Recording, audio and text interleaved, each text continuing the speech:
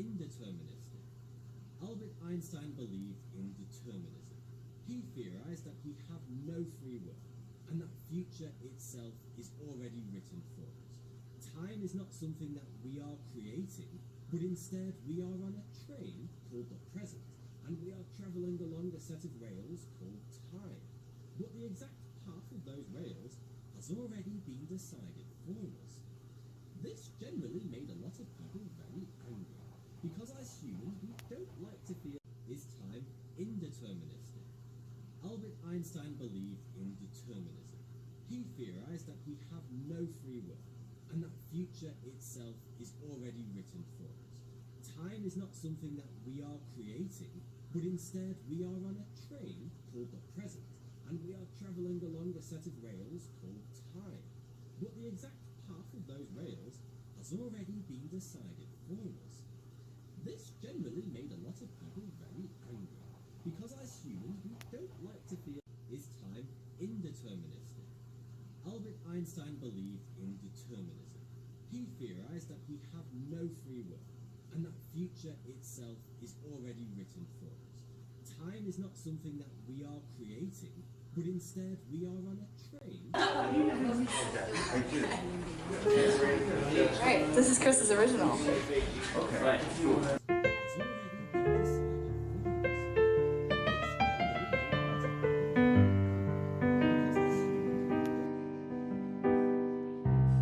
Had to be the one to break my heart.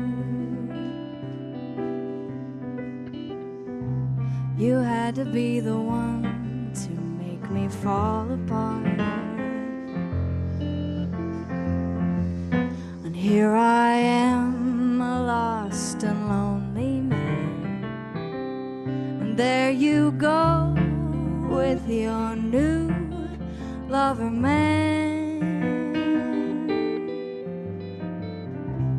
I saw you on the street the other day. I tried to catch your eye, but you just walked away. And as I watched a lost and lonely man, it was a lie when I said that I won't cry.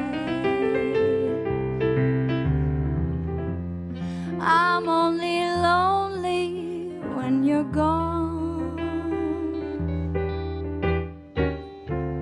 Well, that would be dawn to dusk to dawn, and on and on and on.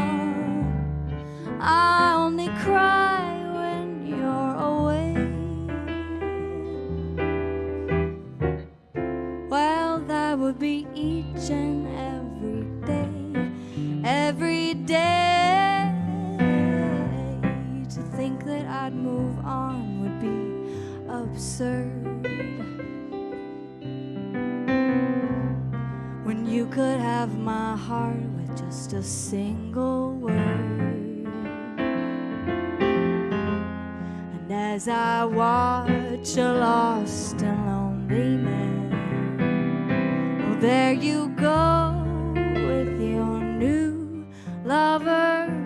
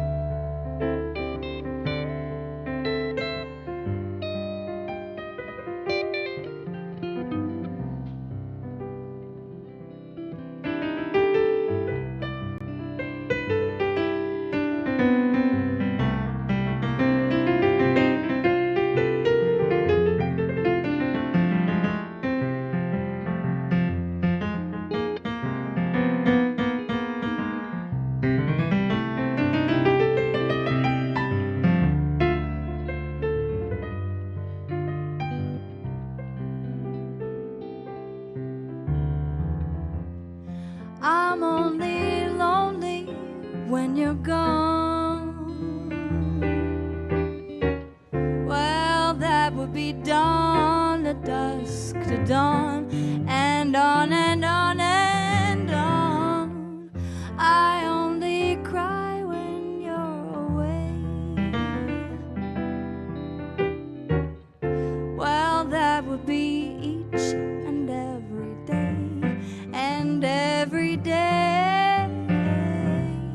To think that I'd move on would be absurd, when you could have my heart with just a single word. And as I watch a lost and lonely man, there you go with your new lover man. Well, there you go with your new lover man. There you go with your new lover man.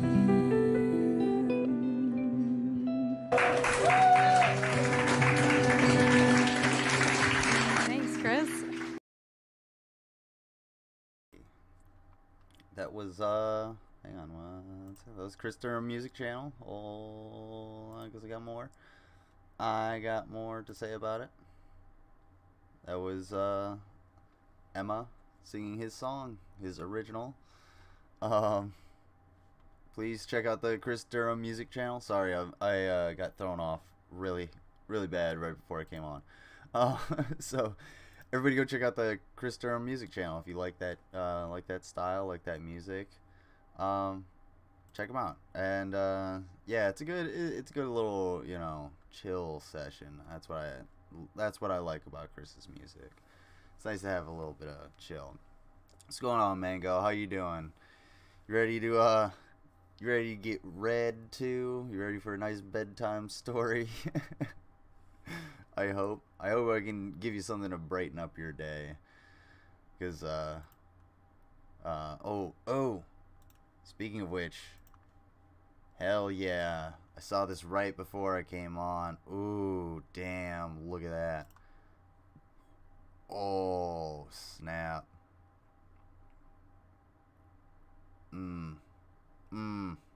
That looks so fucking good, Mango. Look at that fucking steak. Oh my goodness. Oh my goodness gracious. And the corn. Oh, the grilled corn. I could dig that grilled corn. Normally how I grill my corn is I'll soak it in the husk for, I don't know, like 10-15 minutes, probably not even that long, and then put it on the grill and turn it over until the very outside, the very first layer of husk is burned off, and then you take them off and they can be husked and you know, whatever, shucked. That's what I'm looking for, shucked, and they're like usually cooked perfectly. That looks so fucking good. I need to learn how to like grill corn like that, cause I've been itching to put corn. I was gonna put corn in the stuff that I made, but like in this stuff, but yeah, I just didn't feel like it. Plus I had corn on the cob that I wanted to use, but oh man, dude. But yeah, so I didn't. But that looks so fucking good. And I like your grill too. You have a much bigger grill than I do. Mine is tiny. I think I posted it. Yeah. My tiny ass grill. I cut all the little things out because I was like, you know what? I basically just like roast things anyway, and I use some wire cutters and cut some of the things out, so I could just put more coals on top, and instead of trying to lift the thing up. But yeah, dude, good shit. Oh my god. Oh, an elote. That sounds so fucking good, dude. I'm gonna try that. I'm gonna try that with you, because I bought 4 ears of corn, and they're really small. I mean, they were $12 for $3, so I got 4. I think it was 75 cents. So, yeah. It was, yeah, I don't know. Or no, I got 3. So that would be 75 cents. But, yeah. Damn, dude. Now I'm thinking, now all I'm thinking about is the food that I made. Because I was so hungry all day. I was running around. I didn't have time. Didn't have time to go to the butcher, which you were talking about, Mango. Going to the butcher. Because it's way better than getting meat from the store. And on the rare occasion that I actually do go to the butcher, oh, there it is. Instead of going to the store and getting cheap meat, then yeah, I will. I wish, especially for like this weekend, I wanted to get something, but I'm going to my brother's. I don't know what he's allowed to eat really, and I don't want to. Yeah, I don't want to buy a steak that he can't, take down. I don't think it really matters anyway. Oh, that tastes like shit. Yeah. All right. If anybody, I don't know how in depth we went into this cover last night, but this baby, when I opened this thing up, this baby is just really fucking weird. It's really like a really weird looking baby. I have no idea. I have no idea if it's Brett Keane's kid or not. Either way. Oh yeah, knowing how to grill. Knowing how to cook is amazing because you can. Oh, there's so many things. Plus, and yeah, the grill. You can grill all year round too. I'll grill in the winter. That's awesome, grilling in the winter. Especially when you have, I don't know, when you have something like, shit, it's something you can cook for a while. You can slow cook it too. Cooking in the winter. What else? What else do I like? Oh, ribs. I love cooking ribs on the grill. I like doing chicken. I just did, what was it? I seasoned chicken in Italian dressing and then grilled that. Oh man, that shit was so fucking good. What else? Oh, some salmon on the grill sounds so good. I don't do a lot of whitefish in general, so I've never really cooked whitefish on the grill, but I've definitely cooked salmon. Oh my god, I didn't macerate it with butter like Dave's dumbass. But anyway, yeah, knowing how to grill is really fun too, because you actually get to play with fire. Tomorrow I'm doing 2 different kinds of brats and burgers. Hell yeah. I thought about getting brats, but I opted out of it because the 80/20 was so cheap. So I spent like $15 and I think I got like 6 pounds almost of ground beef. That I'm probably what I'm gonna do with the rest of it is I'm gonna make like large meatballs, sort of like meatball sliders, and cook those on the grill, and then put that into the sauce to and like break it up as like chunks of meat in the meat sauce. I think that'll be pretty fucking good. Get that grilled flavor, because I also got some what is it, the lump charcoal too. Oh, asparagus sounds so good. I love me some asparagus.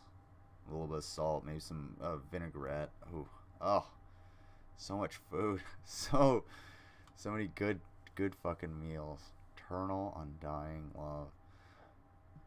I still don't understand this picture. Like, what is this picture that he has here? Who are all these people supposed to be? And why is it so dark? It's for anyone that can't see, it's some guy with everything's really dark, okay? So there's some pillars in the background, and there's a demon torso type thing with horns on its head to the left, and then I guess a woman who's bound up and she's naked, and another demon person behind her. Excuse me, I think. Sorry about that. And then there's just this face staring at them from like the ceiling, sort of. It's actually, like, it's a really creepy picture, but at the same time, it makes absolutely no fucking sense. Cindy A. Keane. My mom's name is Cindy. It's not true. Dollar General. Okay. So where exactly did we leave off? Because I kind of forget. Did we leave off? You could always tell the Christians from the atheists. Christians who ensures.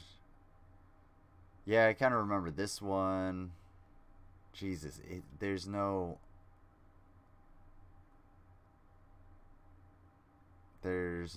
way to tell what the fuck where I left off. Is that Ramirez, the Night Stalker? It might be. I was kind of trying to figure out. Yeah, that's a good comparison. Richard Ramirez, Smelly Tooth Ramirez. Yeah. What's going on, Irish Stew? By the way, Richard Ramirez, maybe. And yeah, that's true. I heard he had like a rotten fucking mouth. Oh, speaking of Irish, who isn't this person? But check this out. So I made a mistake yesterday, and I didn't have the alert box up, and Keonan K gave me $10. Have a nice day, heart. And that made my day when I saw it, and I feel absolutely horrible that the alert box wasn't up. So, thank you. I don't remember getting that last night because the alert box was totally down. I was like, what? How was there a $10 donation? And then Buck Melanoma is subscribed. I think that was after the show ended. I'm not sure. But yeah, so there's that there. Also donations. And if Keonan comes in, I sincerely apologize. Oh man, what's going on, Stu? Yeah, I gotta like, I don't know, I gotta organize the music so that I like download your guys' music so I can just have it like on a playlist or something and play it like that rather than just trying to skirt around or skim through Discord all the time. Alright. So all that other stuff didn't really matter. So for some reason this doesn't like automatically record. I can't get it to automatically record. It's for some fucking reason. So I have to keep reminding myself to hit the record button so that I can actually save these streams other than on YouTube. Which I don't know how to download them off YouTube, which, God, fuck me. Okay. Oh, okay. Yeah, we're definitely way past this.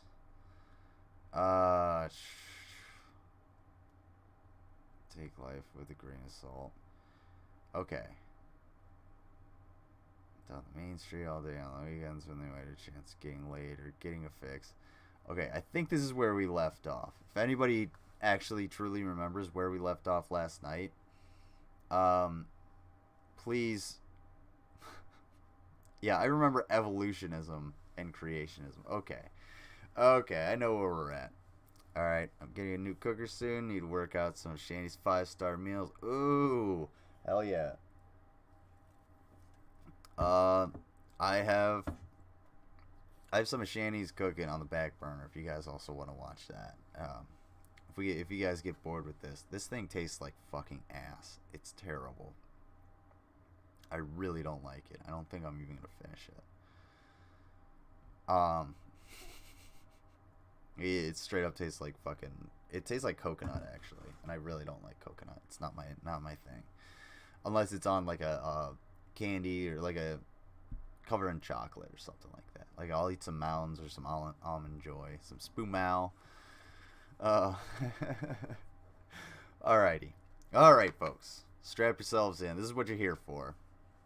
We're 19 minutes and 33 seconds in, and we're actually gonna get into the meat. Let's start it. Let's see where we're at. Now, I think where we left off was there was a high school, and Brett was sort of describing the town, and how people work and like where like why everybody's all fucked up in this town, and it didn't really make any sense. None of it flowed together, and again, this is going to be really hard to read. This is so bear with me while I try and get through this, and if you can follow along, by all means follow along, because it is quite impossible. All right. You could always tell the Christians from the atheists. Christians who went to church if their used car worked that day were mostly uneducated rednecks, which only had prayers and hopes. Then you had the atheists, who were teachers in colleges and were made up of many who would become scientists, who in turn would go on to a different kind of life, a normal life that most others could never hope to achieve. They studied evolutionism and creationism, intending on not staying in this god-forsaken town of Quiet Meadows. Sure, there were the educated Christians and Catholics and so on, but they were the ones who held the money bowls and got the tax cuts just for claiming that God exists. In addition, there were the atheists who acclaimed witchcraft, sorcery, or occults. Some nutbags even claimed to be blood-sucking vampires. Funny thing was, they shoved Snickers bars down their necks at home. You could see them during the day. And there were those who debated the existence extraterrestrial. If you guys are wondering why I'm like being kind of monotone and not actually like presenting any of this, I can't find like the emotional groove of this thing. So normally with like any kind of story, you could probably, I might be adding some actions or inflection or something, but it's basically just one run-on sentence.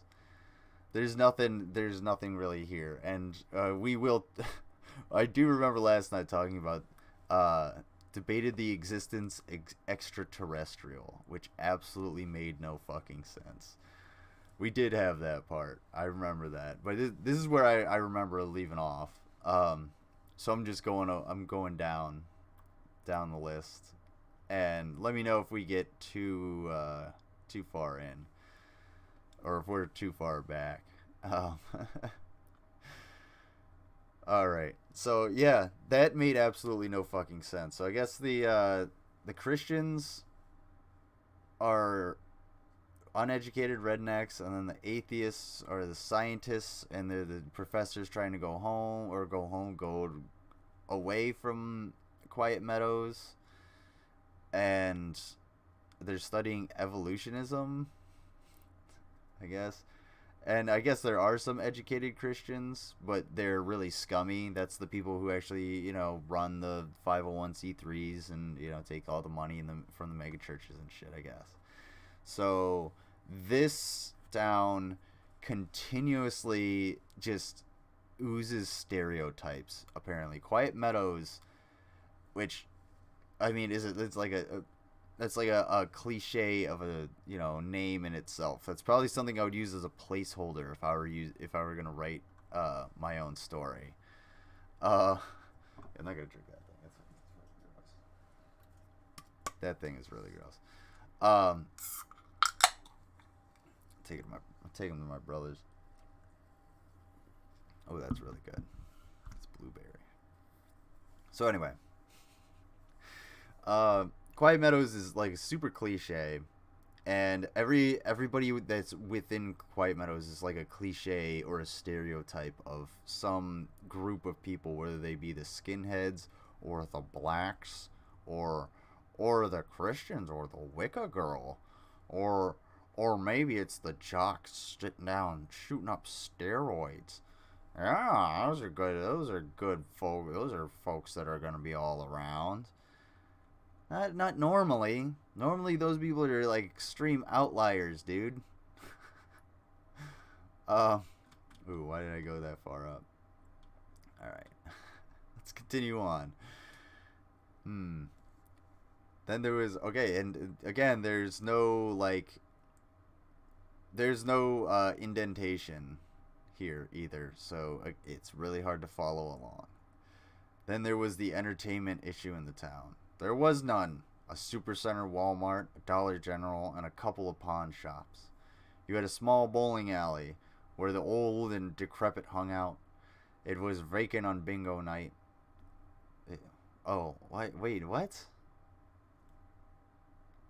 It was vacant on bingo night, but if that's where the old and decrepit hang out when they want to be at bingo, because isn't that what old people do, is like bingo? Not ragging on bingo or old people, but like, the fuck? That doesn't make any sense. The teens drove up and down the main street. The teens drove up and down the main street all night and day on the weekends, where they might have a chance of getting laid or getting a fix.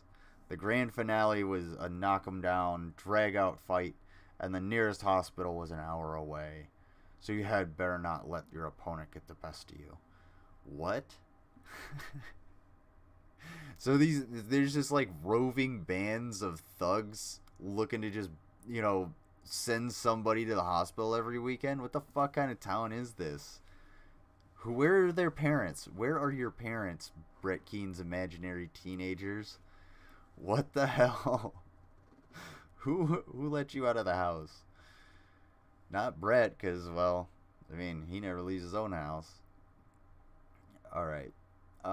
As you can see, As you can see, things were pretty much routine.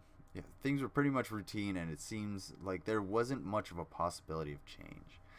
The town, this is a definite tonal change, and you should have a paragraph with indentation here. Oh my god. As you can see, things were pretty much routine, and it seemed like there wasn't much of a possibility of change. The town should have been called Nursing Home Haven, but if you ever asked a teen or adult what they call this place, 90% would say hell. Hell. Then again, a few would look at you as if you were dumb, or as if they were confused by the question. What? Anyway. The Christians had their hands tied. They claim, turn the other cheek and take life with a grain of salt. Let God handle it. Let him deal with your problems. God will reap hot coals upon your enemies' heads and scatter their bones across the countryside. What? Okay, first of all, that's too many examples. You should keep it to 3. Comedy rule of thirds, bro. And next, no, they wouldn't say that. Nobody would say that ever. Because and if they do say that, who the fuck are you talking? Who the hell is in Festus, Missouri, which is what this town is modeled after? Who is there just saying this shit? Is G-Man walking through? G-Man moseying through? Like Von Helton, maybe? Those fucking psychos, allegedly. Nobody says God will reap hot coals upon your enemies' heads and scatter their bones across the countryside. Reap hot coals. I don't even know what that would mean. I don't. Would reap your enemies with hot coals upon their heads? That makes sense. Except he's illiterate, so none of this would actually make any sense. Oh, Jesus Christ. Cletus Bates, Norman's brother. Yeah. So eloquent, Yo, what's going on, Blaine? How you doing? Nice to see you again. Man, I wish I got some crackers at the grocery store. No, I'm just super hungry because I only ate like once today. All right. The cold-hearted facts were this: even if a man or woman wanted to better their life, they would have to leave because the town was overpopulated with people and jobs were scarce. That's where you need the comma. That's where you need a comma, dude. You have commas literally just scattered all over the goddamn place in this book, quote unquote. And one of the main places you don't use them is exactly where you need it. It was overpopulated with people. and jobs were scarce. That's where you would use it. That's how you use a comma for effect, you fucking idiot. Oh, man. Excuse me. Many had to take home pays that wouldn't even get them home. They were miserable. What? If they're not... Shut up. Shut up, Brett. Just fight or hide was your option as a teen in school, but tomorrow it starts all over again. Soon you'd get your ass kicked, so you'd better hide well. Are you living in fucking Syria, dude? You did not grow up in Syria. Either that or you're probably just a shit stirrer, which you always have been, Brett. The only thing I've ever known about Brett is that he's pathetic, he abuses people, and he's a shit stirrer, and he's really fucking dumb. And that seems to all come out in this haphazard, chicken scratch he calls a story. Which I still have no idea where we're at. I think we're just still describing the town, but none of this... It's just so dumb. Survival of the fittest. This way of thinking that got many people dead. Let me read that for you again, alright? This is exactly how this is written. Survival of the fittest. This way of thinking that got many people dead. Full stop. Next sentence, okay? That was a thing that happened. Alright? Y'all interpret that any way you feel.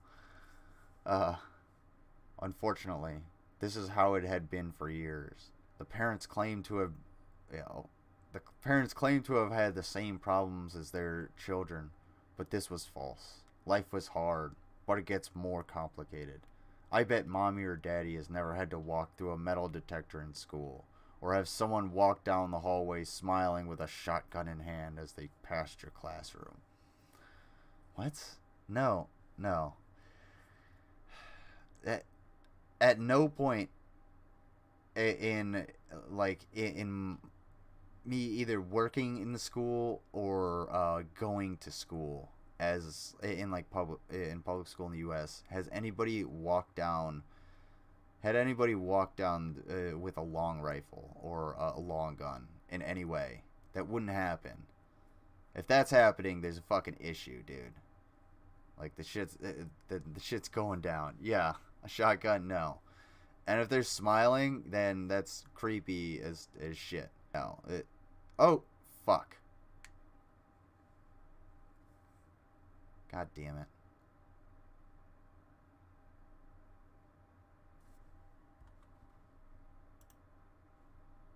Okay. Well. All right. Well, I just won't have any levels, but that's fine. We will be gravy, I guess. I'm going to.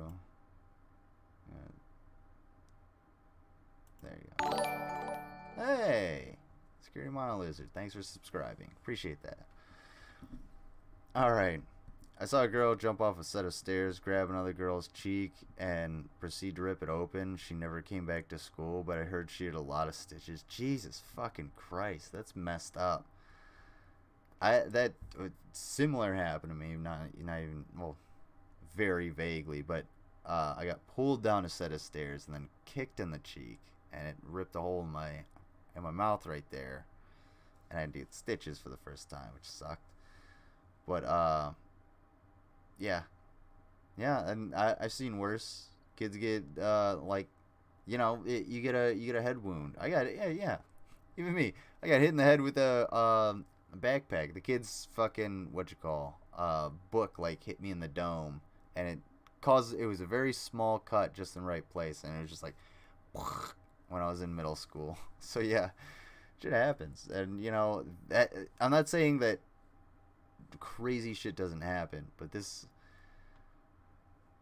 doesn't happen. This is not a thing that happens here. Okay. Oh man. Okay. So Jesus Christ. Lane, are you admitting to ripping off some girl's cheek? She talking shit. She like, fuck you, Blaine. you bitch. And you were like, fucking tried to snatch her eye out like, what's her face in Kill Bill. Shotgun is it was like someone got their face ripped open with a switchblade. Shotgun. Face ripped open with a switchblade. I could, yeah. See, that's I could definitely understand that. I don't know why I didn't see that. Someone brought a live round in one day and tried to set it off with a hammer while the round was held in a vise. Yeah, that sounds really fucking stupid. I hope it didn't go off. And if it did, I hope it didn't hit anybody, because that's really, really dumb. It's probably one of the dumbest things I've ever heard someone trying to do. Yeah, gotta love teens, dude. Gotta fucking love them. Yeah, I did some stupid shit when I was a teenager. We all did. Like having hopes and dreams. Oh. Alright. Let's see. Or have someone walk down a hallway smiling with a shotgun in hand as they passed your classroom. They look directly in your eyes as they pass, and you'd wonder if you would survive the day. What? Why don't you raise that concern and be like, I think I'm gonna die, and then get out of school. Honestly, probably be best for Brett Keane to not be in school regardless, because just be a waste of fucking resources, like he has been his entire life. All right. Hello, puppy. Some doggies barking outside. No, the teacher came in and started throwing hammers and meter rollers about the classroom. Yeah, I would imagine I'd be fucking livid if you came into my classroom and tried to set off a live round in a vice like an asshole. All right, I'm gonna read this and then I'm gonna go back into it. Let's see what Julian L. What's going on, Julian L? Welcome. I think you're a new face. I saw a recruit rip his cheek open because he held the rifle left-handed and the cocking handle got caught inside his mouth. Oh, fuck, dude. That sounds absolutely awful. Oh my god, I saw her rip his cheek. Trying to imagine that. Caught inside his... Oh my god, dude. The worst I think I've seen anywhere near that was when I was at basic training, and I didn't see it happen, but I met the guy at sick call, and he had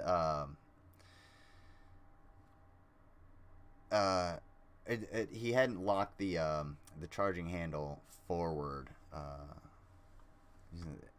Is it SA80? Okay. I'll look that up, because I have no idea what that looks like. But anyway, he got hit in the or he didn't lock the charging handle forward. Oh shit, dude. British military, yeah? Oh, fuck. Oh, okay. Oh, alright. Yeah, I can see what you're talking about. That would be rough. That just catching on your cheek and ripping that shit off. No thanks, dude. No fucking thank you. I heard a lot of bad things about that rifle as well. I don't know. I've never used it. I've never shot it. I wouldn't know. But yeah, let me know. But again, yeah, everybody welcome Julian L to the chat. Or to the show and to the community.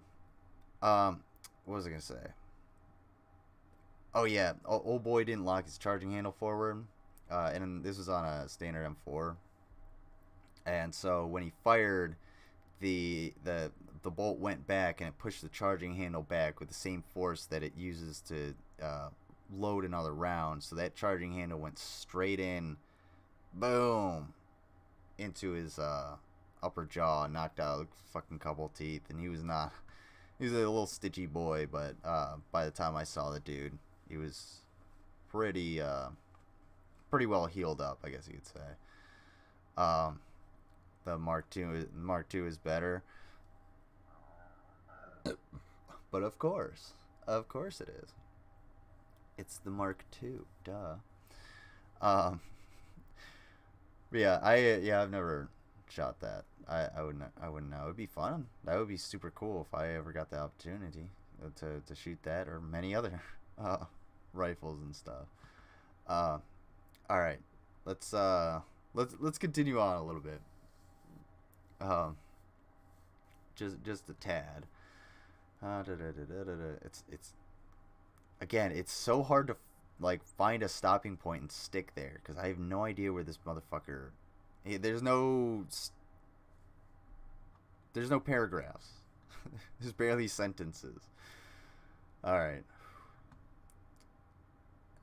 New elements spawning from music, television, and the internet would cause everlasting damage. Oops.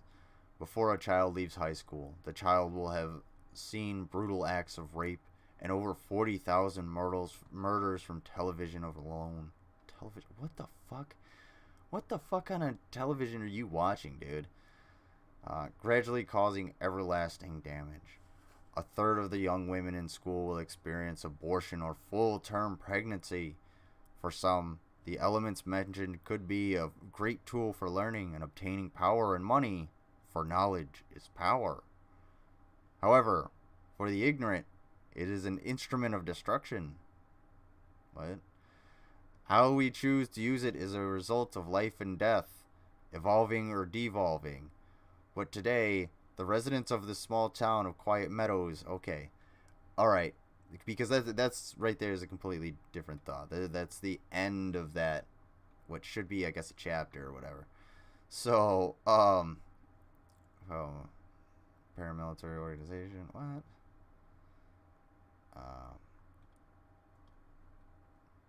It was a, paramilitary, oh, speaking of paramilitary organizations, more citizens. I gotta cover that story at some point. Cover that after this. Wait, let me read that again.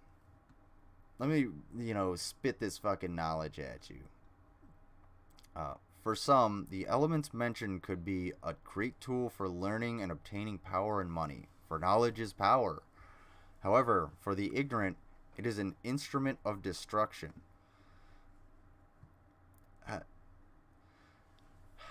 So knowledge is an instrument of destruction for the ignorant, and how we choose to use it is a result of life and death.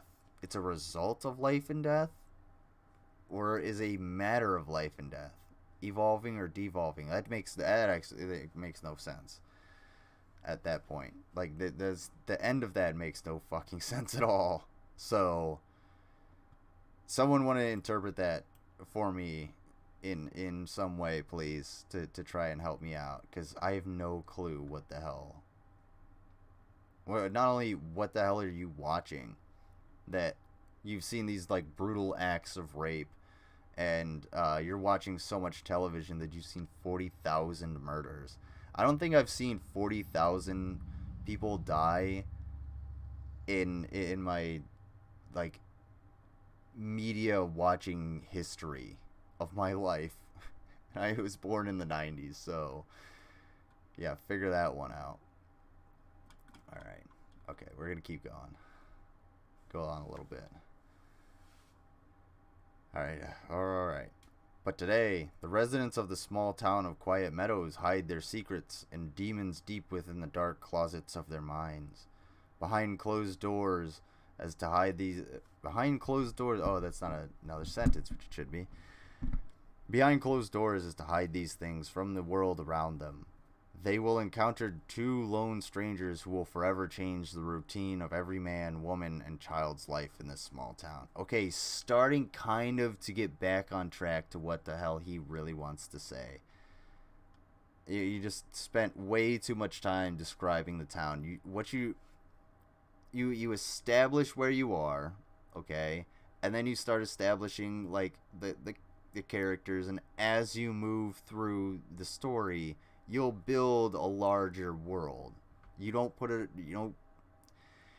like give the reader like a map and then have them have to like refer back to what the map is. Like, oh, this happened in this place. None of this is jives with anything else.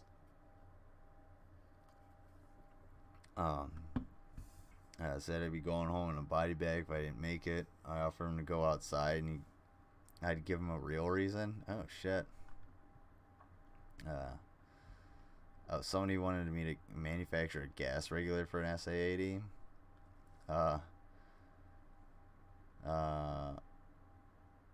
Yeah. Fuck that guy. Make a gas regulator that blows up in his face. No, fuck that guy. I'm not gonna risk my livelihood because your dumbass wants the weapons parts. All right.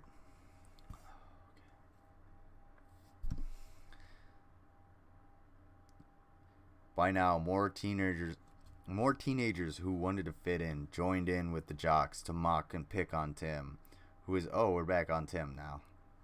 Back at the high school. This is all the same chapter, by the way. We haven't left this chapter. This is just a new paragraph or something. There's no structure to this. There's no actual like real grammatical structure to this. All right. By now, more teenagers who wanted to fit in joined in with the jocks to mock and pick on Tim, who was trying desperately to retrieve his books and school supplies. Then came the sucker punches and laughter as the one obnoxious teen lit Tim's books on fire with his lighter. Jesus fucking Christ, man. They kicked and punched him repeatedly as the crowd stirred, and it was then that a huge black Cadillac roared into the entrance road of the school, skidding in sideways to halt directly in front of the jocks and Tim. What? Oh my god. Who were less than 20... Okay, well, why did you put a period there?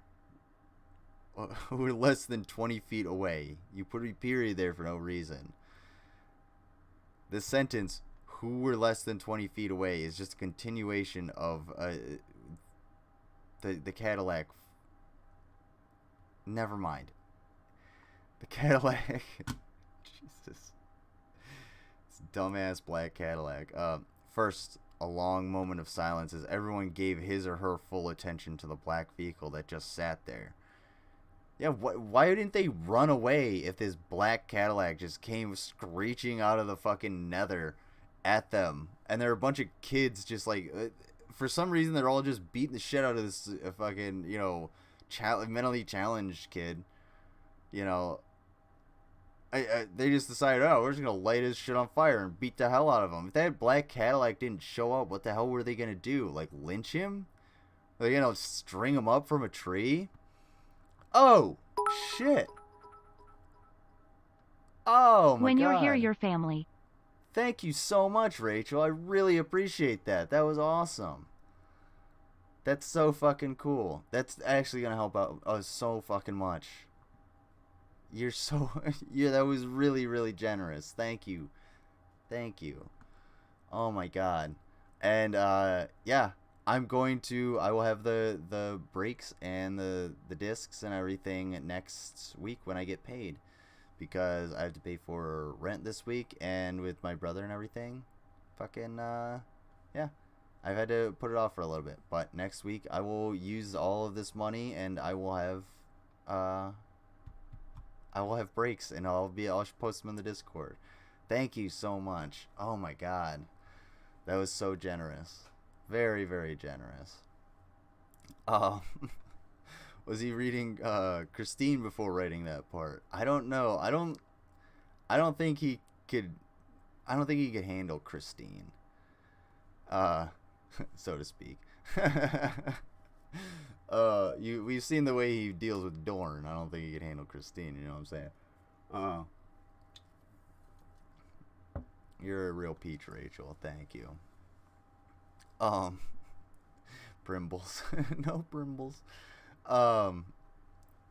Thank you for doing everything that you do for the puppies too. The puppas, puppy dogs.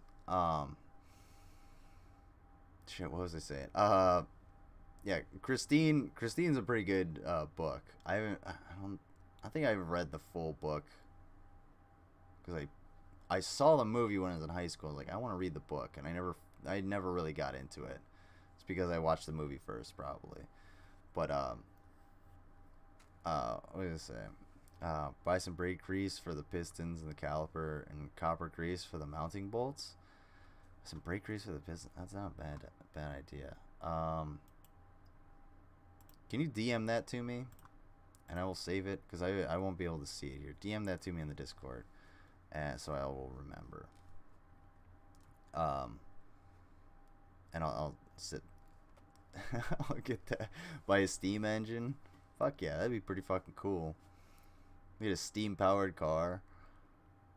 Except in the winter when I gotta go outside at 4 a.m. just to light a fire and hope it actually boils. Boils enough.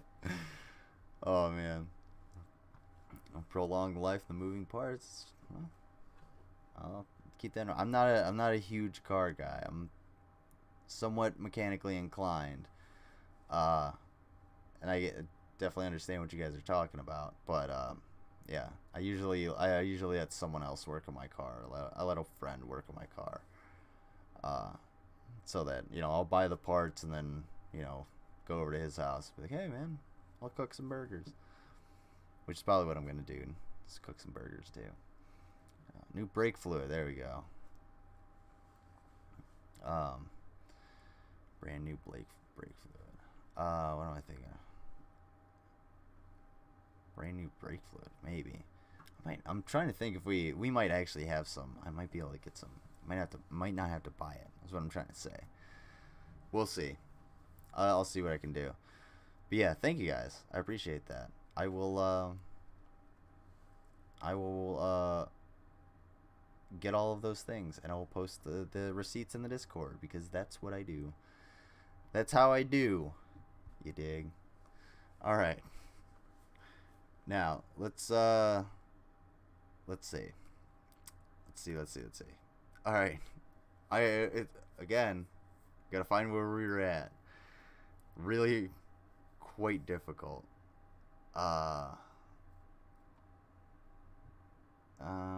Okay.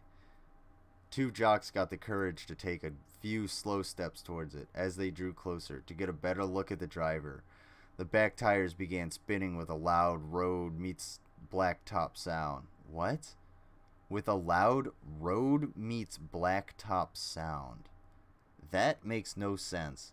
Road and blacktop are like almost synonymous in this sense. What? Where do you mean where a tire meets blacktop sound, causing an enormous amount of gray smoke to float like a mist around the sleek black car? They immediately retreated to their old positions on the sidewalk. The rap music from the blacks still blared, although they themselves watched from afar attentively. Soon the smoke began to clear, and the Cadillac could be seen clearly.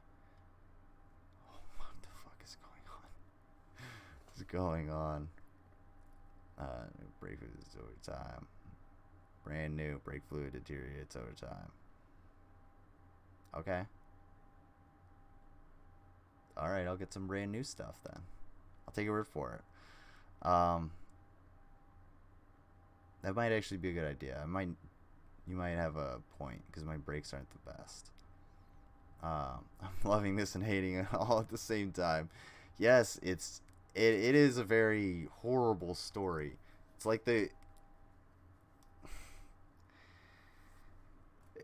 again, there's so many cliches and stereotypes, and it's impossible to really tell. Like, I still don't understand how we got like back here, but then it also doesn't make sense, like how like why this Cadillac is here. Let's try and find out. Let's find out what Jenny says after she's done coughing. Jenny coughed, as did many others. Well, who is Jenny? Jenny hasn't been established either. Why is Jenny coughing?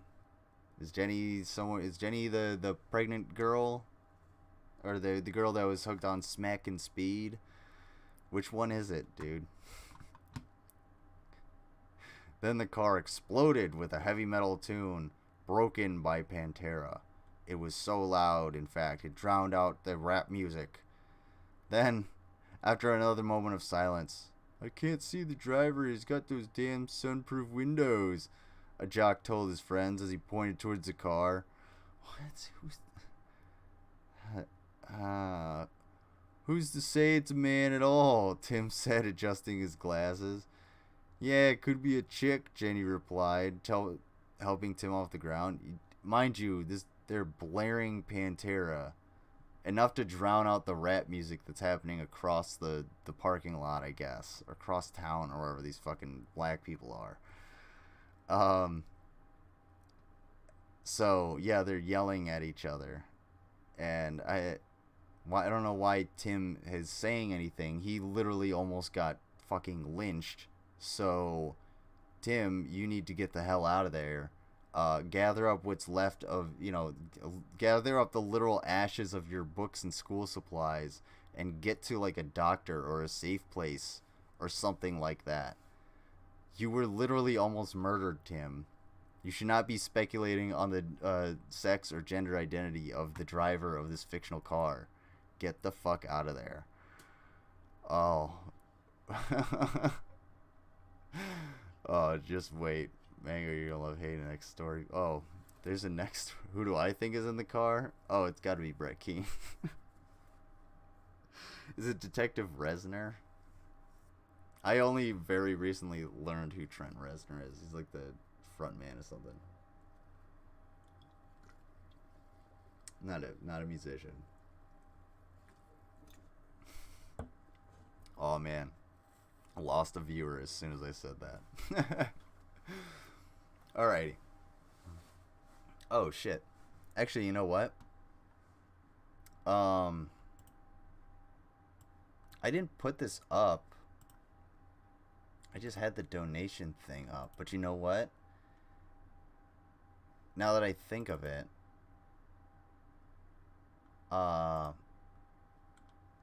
what's your face? Rachel, if you want to pick out a video, one of these videos to watch, too. Actually, you can pick out 2 $5 ones if you'd like. Pick out 2 $5 videos here. I will post the picture, screenshot in the Discord, so that you can pick a couple of those out, since you gave such a generous donation. Ooh, excuse me. So, yeah. Give me 1 second to post that. Snip. New. Uh-oh. Oh, man. Actually, you know what? Here's what I'm going to do. I'm going to leave that up right there. Just a second.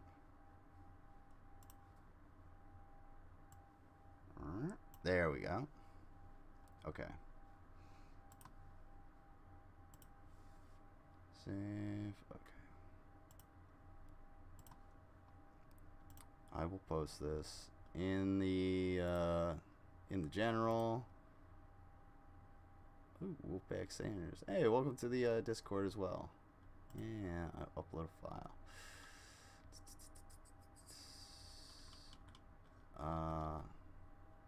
Desktop. Where you at? Sorry, I'm trying not to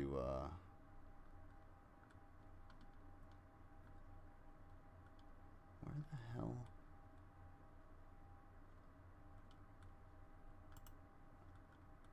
Oh, okay, there it is. Sorry. Okay. Choose from one of those, or a couple of those, and we'll watch them since you gave such a generous donation. Sorry about that. I didn't expect that to happen like that. To be so clumsy. All right. So let's see. Let's find out if it's a chick or a dude. Oh man. Well, Jenny's helping Tim off the ground. I don't know who the hell. We still don't know who the hell Jenny is. We know who Tim is. Tim squinted his eyes, looking hard at the car. He, for some reason, had a strange feeling, as if he were looking upon the devil himself. But that thought quickly left his mind. As Timmy was brushing off the blood and dirt from the jock's assault, he watched as the driver's window came down slowly. Why are you all just watching this? Why is Tim watching this? Why isn't Jenny pulling Tim to, like, the police station? Again, Tim was literally almost lynched and like set on fire. Okay? Shit almost went down real seriously. Alright. Yet still, they could not see into the car's interior. Nor could they see the car. Yeah. Cars is no. That's the wrong kind of possessive. That would be plural cars. Possessive interior rather than the car's interior, right? Yeah, the car's possessive interior. Jesus Christ. God, he's so dumb. Alright. Nor could they see the identity of the driver. The engine revved loudly 3 times, then stopped. And the silence again, causing some to get nervous and others overly anxious. As moments passed, others began sensing danger that the driver may have a weapon of some sort, or that he could possibly be some crazed psycho looking to kill, or worse. Others evaluated the situation and decided it was probably just some teenager trying to show off his wheels and intimidation skills. He does have a weapon. It's called a fucking vehicle. It's called a Cadillac. Cadillacs aren't small, you stupid fucking idiot. Jesus fucking Christ. Yeah, he is a crazy psycho. He just rolled up on you guys trying to, murder this kid, this poor, disabled kid. And he's basically willing to run you over and choke you out with his sick burnouts in his awesome Cadillac while he blasts manly music like Pantera. But yeah, no, it's taken them a while. Apparently there's a lot of like fumes that come through Festus or Quiet Meadows. A lot of fumes come through, so people aren't that bright around here. That's why they're just watching this shit happen. Oh man. His trousers were full of shit. He couldn't move too far. Poor Timmy.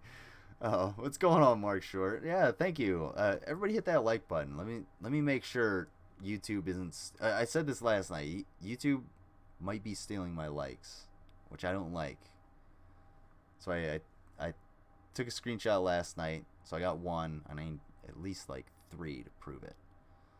I'll have to do that right before I go. Oh yeah, the blacks, check. Pantera, check. Casual racist hands. That's a good one, dude. Awesome. Man, this makes me want to take a nap.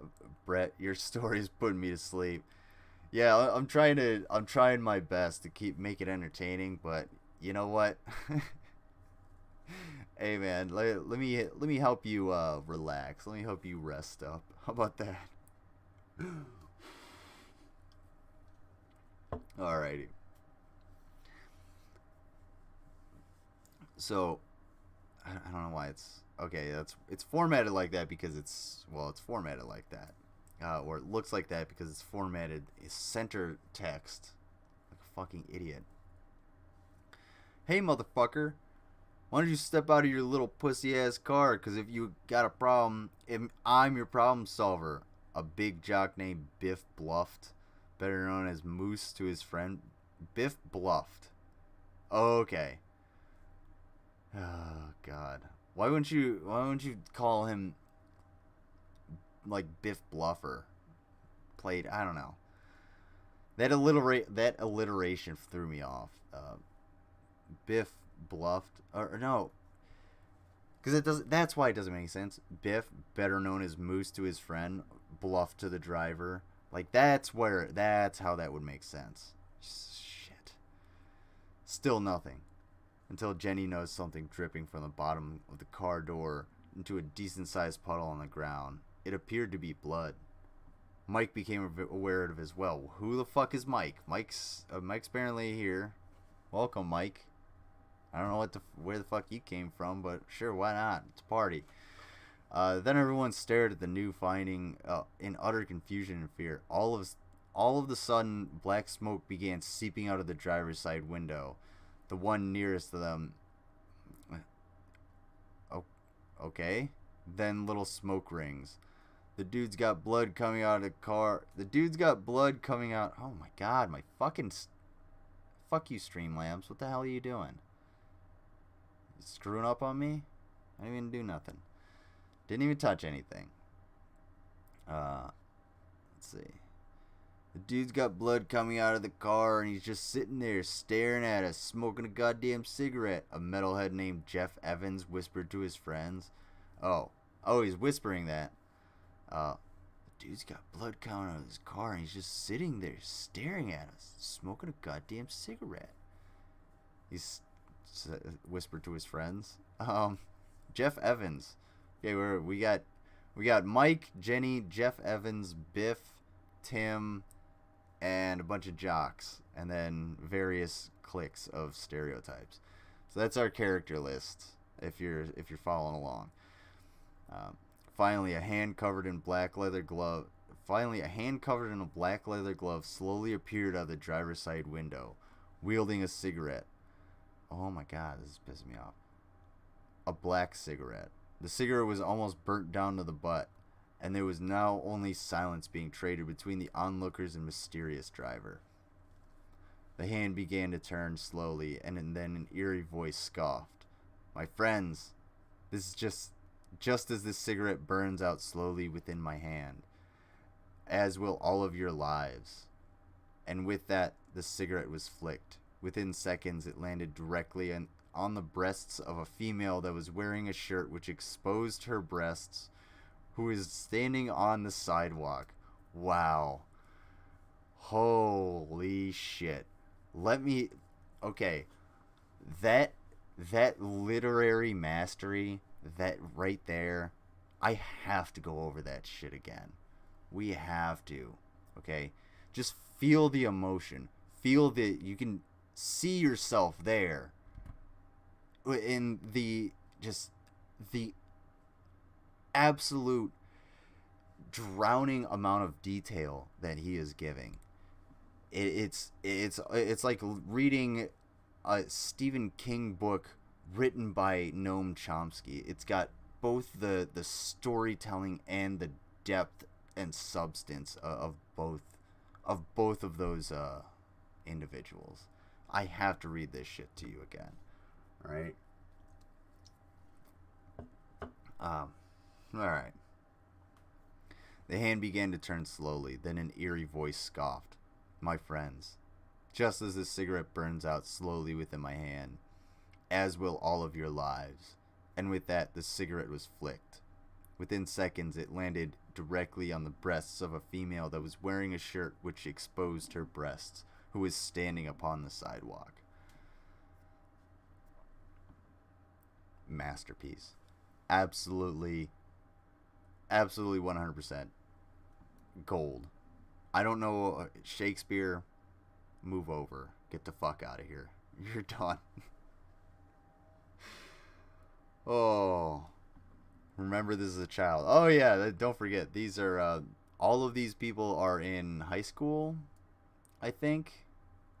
Yeah, these are high school students, so this This dude, yeah, he is describing a teenager. He's just, yeah, and I'm not sure if the driver is a teenager either. So this person, this individual, basically started the day by stopping a lynching, all right, by like barely not committing like a terrorist act. Then proceeded to now harass, I guess, possibly, and then subsequently assault a high school student by flicking a cigarette between her breasts because her breasts were exposed due to the shirt she was wearing while she was standing on the sidewalk. I don't know if you guys caught that part, but that's what was happening. She was standing on the sidewalk with a shirt that showed her breasts, so that the cigarette butt went between her breasts while she was standing on the sidewalk. It's I know that, you know, gets lost in the minutia here, but that's exactly what happened.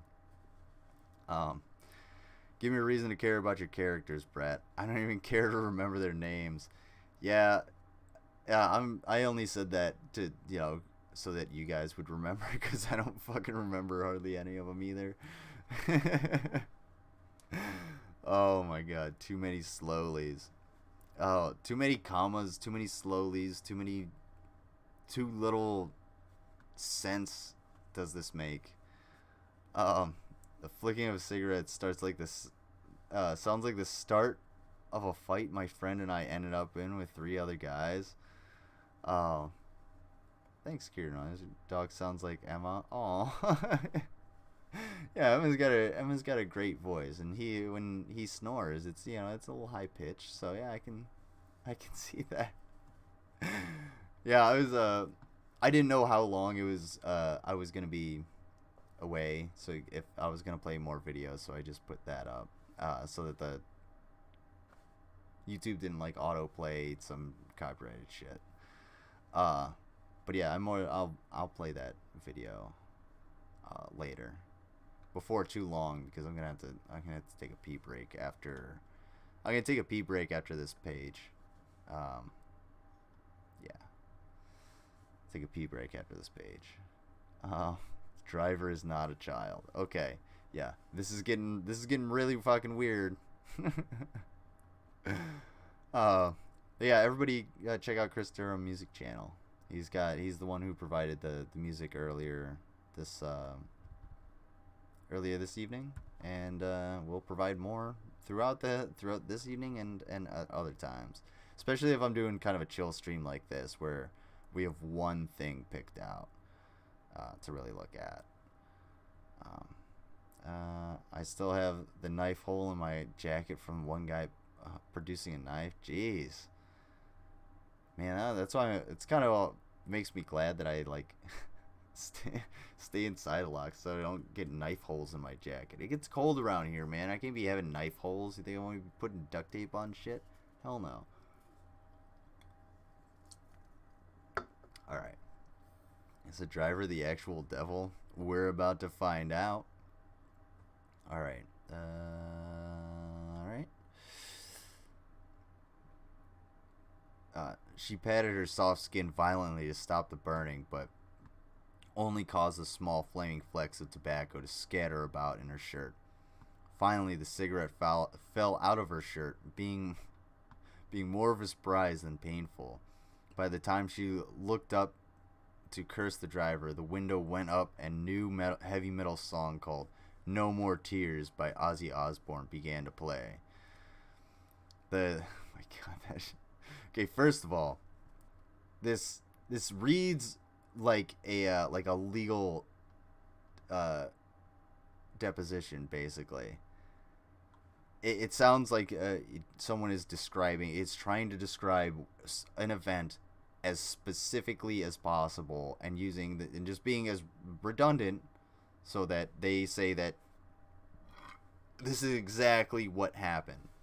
So She petted her soft skin violently to stop the burning, but only caused the small flaming flecks of tobacco to scatter about in her shirt. Finally, the cigarette fell out of her shirt, being more of a surprise than painful. By the time she looked up to curse the driver, the window went up, and a new heavy metal song called No More Tears by Ozzy Osbourne began to play. That sounds like someone, like, confessing. It sounds like a sworn statement, basically.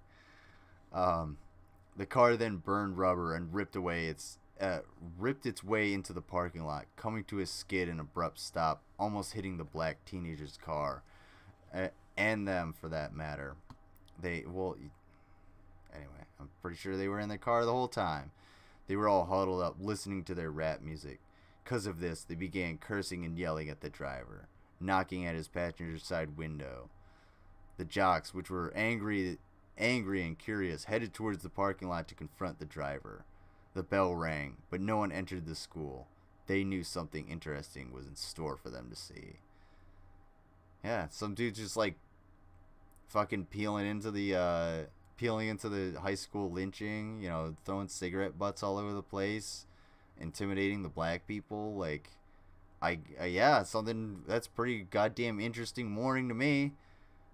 Hell, if that shit happened, you know, this is the kind of shit that happens when you stay home sick from school. It's true.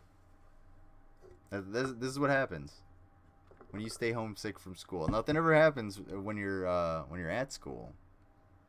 Plenty happens when you stay home sick. There's always like a fight.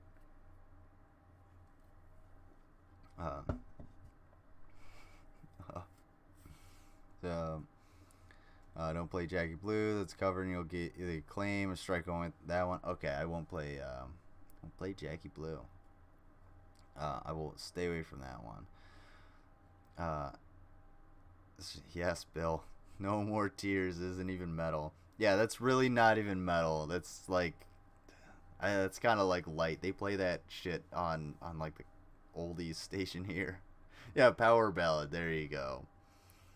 He ended up eating the pavement so much his face started bleeding profusely. Good. Fuck that guy. Glad you didn't finish or sidewalk for American friends. Yeah, well, pavement, the same thing. Usually when you say pavement, it's in reference to slamming someone into the fucking pavement. Wait, did he finally use his first paragraph spacing in his book 13 pages in?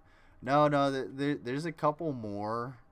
Yeah, like there's one, but it's not a real paragraph spacing, so maybe well,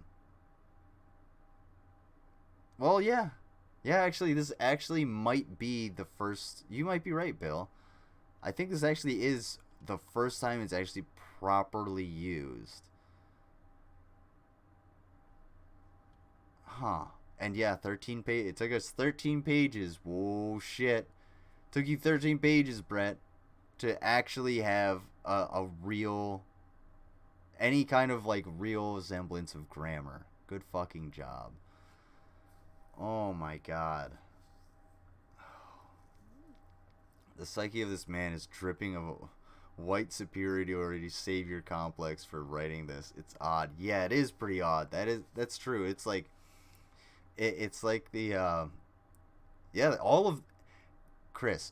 of the text is center spaced. All of it is center spaced. And if you really want to go back to the very beginning, that's where he put all of the commas. So when they don't appear down in the rest of this, it's because he used them up all at the top. He used all of the commas that he was allotted for this quote unquote book up in the first few paragraphs. so yeah. And the white savior complex, like white superiority complex, yeah, he definitely has that. But he's not a savior of shit. He is just the heap.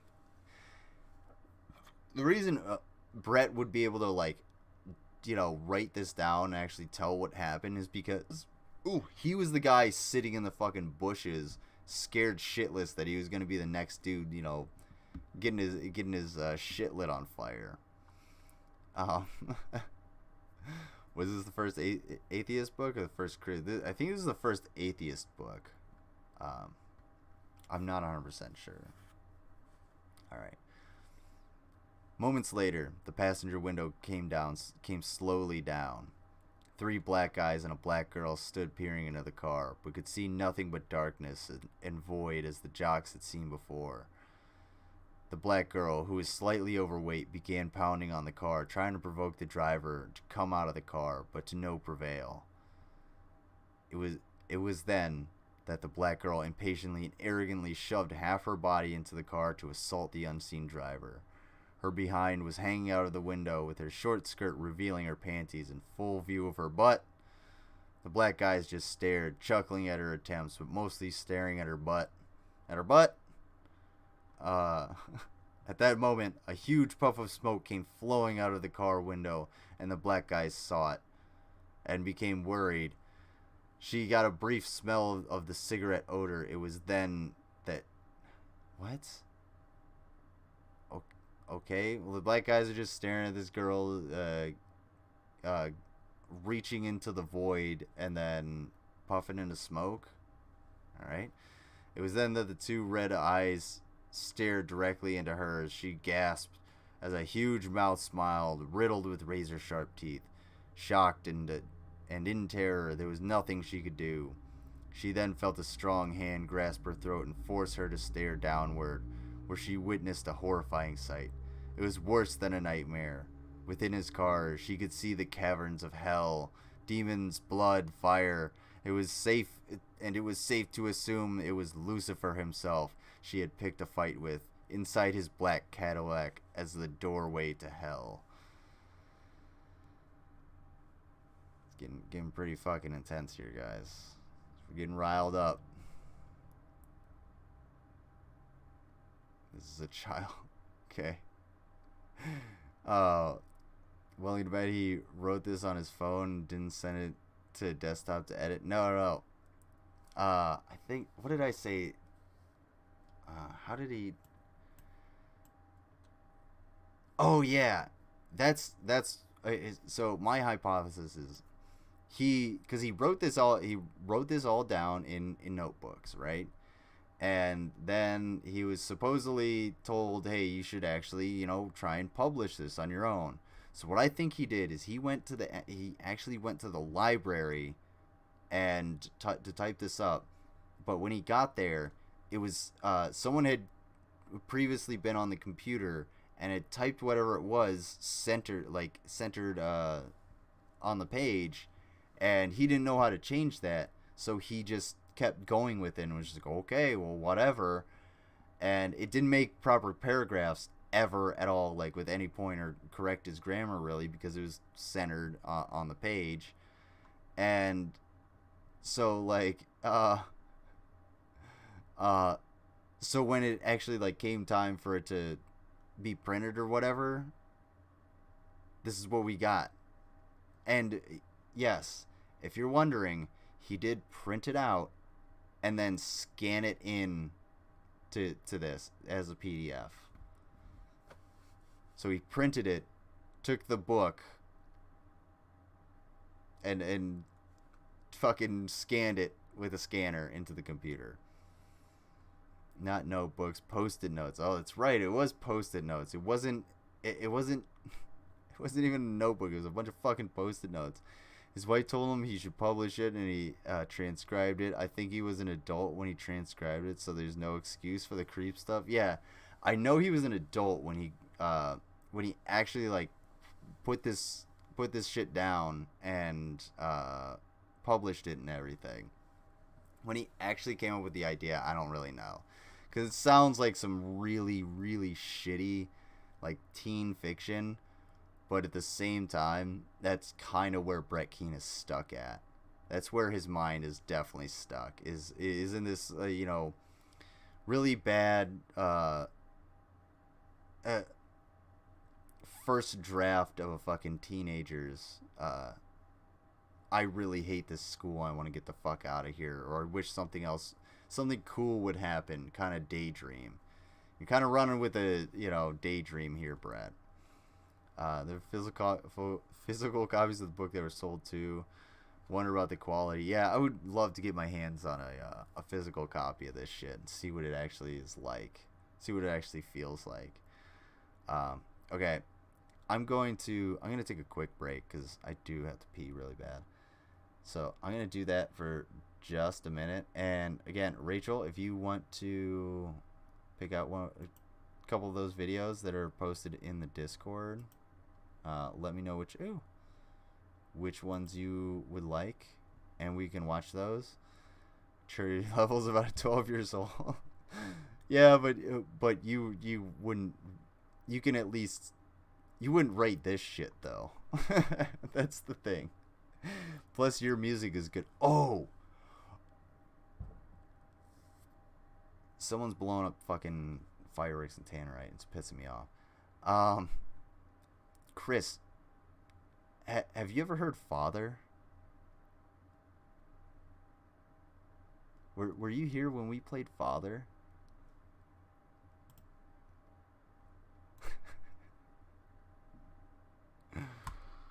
Oh. Oops.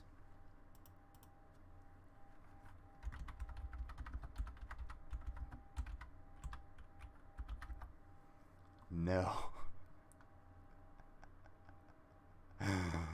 Oh, shit. Oh, we're about to play this shit. Okay, so Chris, you're a musician, and you're saying, well, I'm about the maturity of a 12-year-old. Scooby-Doo in the book. Honestly, it wouldn't surprise me if there's some kind of Scooby-Doo like fucking character. I think there's like a Sunday school teacher, but that might be in a different book. And there's guys, if you guys hear like any like loud booms or anything, I don't know, because I can kind of feel them. The neighbors are blowing up Tannerite, and they've been doing it for the last like fucking few hours, and it's really starting to piss me off. So if you hear any explosions, that's usually what it's gonna be. I know you've got PTSD. Do the fireworks bother you? I hope you're doing okay. They even fuck with my anxiety, so I can imagine how they fuck with. Yeah, it really depends. Like I don't know when that shit's gonna go off, and that's what gives me anxiety.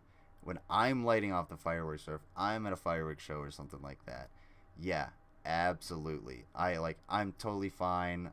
There's nothing wrong with it, but I'll have a reaction, and if there's an explosion, like if it rocked my windows or something, you guys would know it, because I would have a serious I would quit for a minute, put on some new music, and just be like, I need a fucking second. But I'm not that bad with like fireworks and stuff. It really more has to do with it. I have to be able to know it's coming, rather than anything like that. Fireworks right outside my window. Nice. It was me setting up fireworks in Tannerite, but we aren't allowed to have that stuff like there. I'm sorry. Yeah,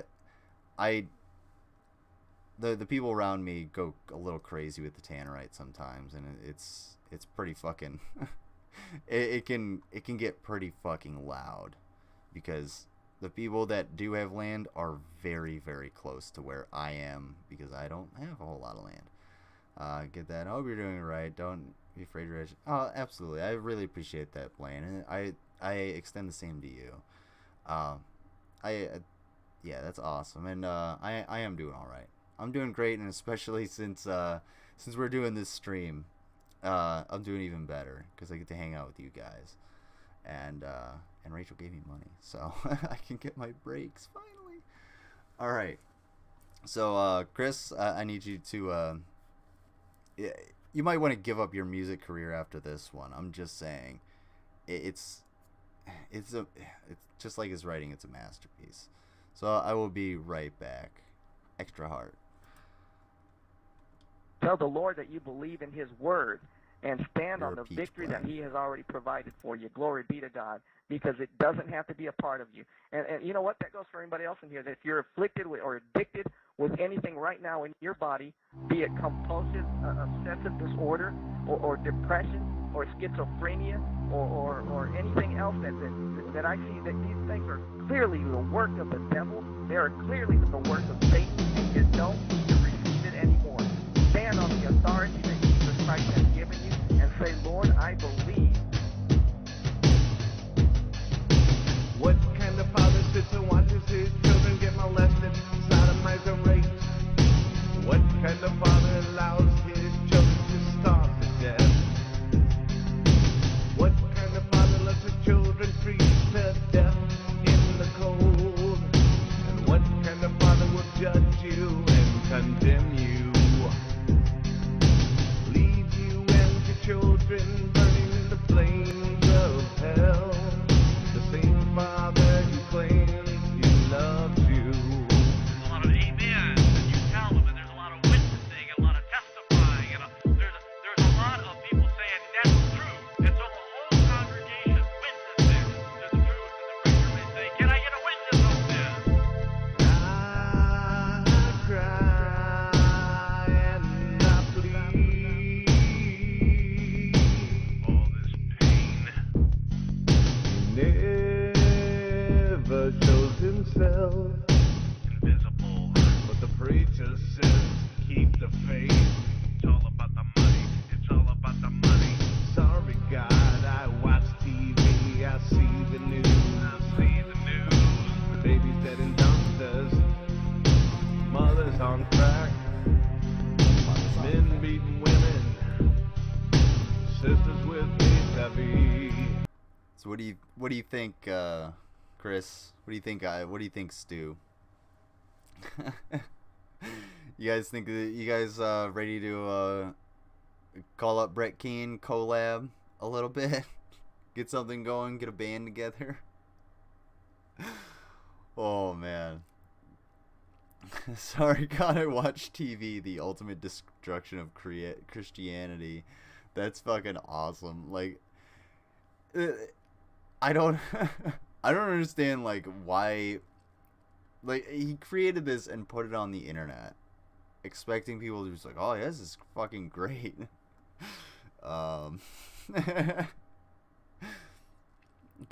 Compulsive obsessive disorder. I don't have a COD problem. I have an organization problem, you dumb bastard. Yeah. As soon as I heard that, I was like, I gotta fucking say something. Call Brett special episode. Ooh, you know what? That's not a bad fucking idea. I gotta prepare for that. But I'm gonna call Brett one of these days. He expected this to launch his career to rock stardom. Oh man, yeah, he was dead fucking wrong about that one. That's for sure. What was the other one that he made? Oh. All right, it was him singing Typo Negative. Yeah, for sure. We'll find one of his live streams or something that's gonna, cause he posts them, fucking days in advance, so it wouldn't be hard. But yeah, we'll do that. I'll get Skype set up on here, and I think I have Skype on here. I'm not sure. No, I have Zoom. What do I do? Yeah, and I'll give him a call. I'll see if I can get in there. Maybe Von Helden might be in there. I'll be able to call him out on his fucking stolen valor, like the piece of shit that he is. Church. Oh, I keep burping so goddamn much. I need to stop burping into my mic.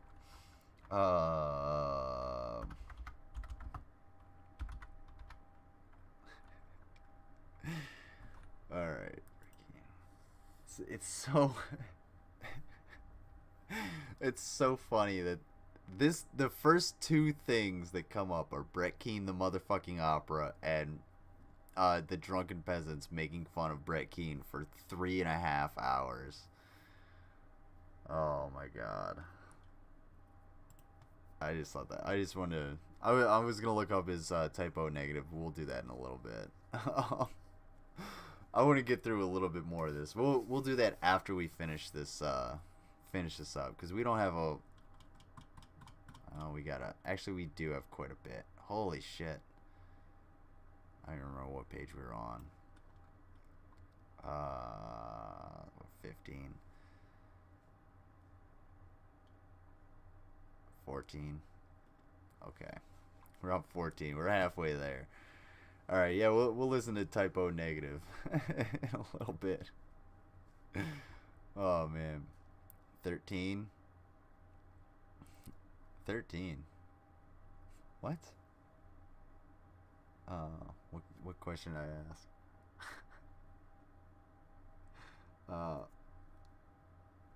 Oh, shit. Sorry, something in my eye. Alrighty. Alright, let's continue. Though time seemed to cease, and it seemed she had been there for an eternity, only seconds had gone by for the black guys who watched, giggling outside the car door, not realizing that their friend, who was hanging out the window, was in danger.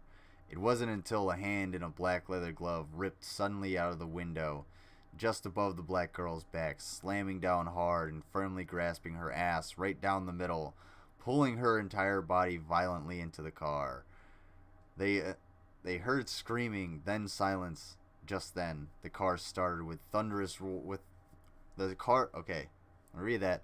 Just then, the car started with thunderous roar from the engine, reversed and sped by the oncoming jocks, which had been making their way over the parking lot. The Cadillac ripped out of the entrance of the school and onto the main road. The car and driver were gone, as well as the black girl. So, kidnapping and sexual assault we can add to the charges for Satan, I guess. Is this person? It was the devil, right?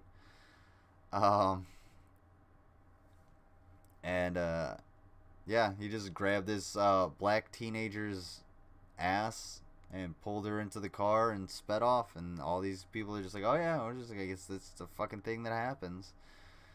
All who had been outside were shocked and frightened. They all remained silent. But it was the group of black guys who were the most awestruck, for they had seen the driver's eyes blood red and the wicked smile of a sadistic monster. Wait. Had they? Did you say that? I don't think you said that before. I think they were all just giggling and shit. And yeah.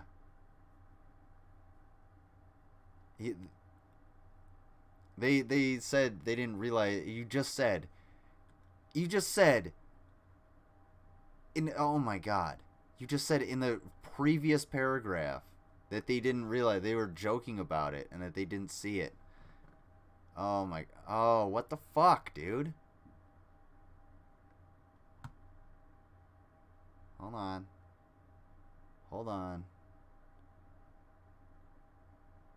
What is going on with this shit? Yeah, I have no idea. Not happy about that. Anyway. Fuck. So they didn't... Anyway. They didn't actually see the monster, but now they did see the monster.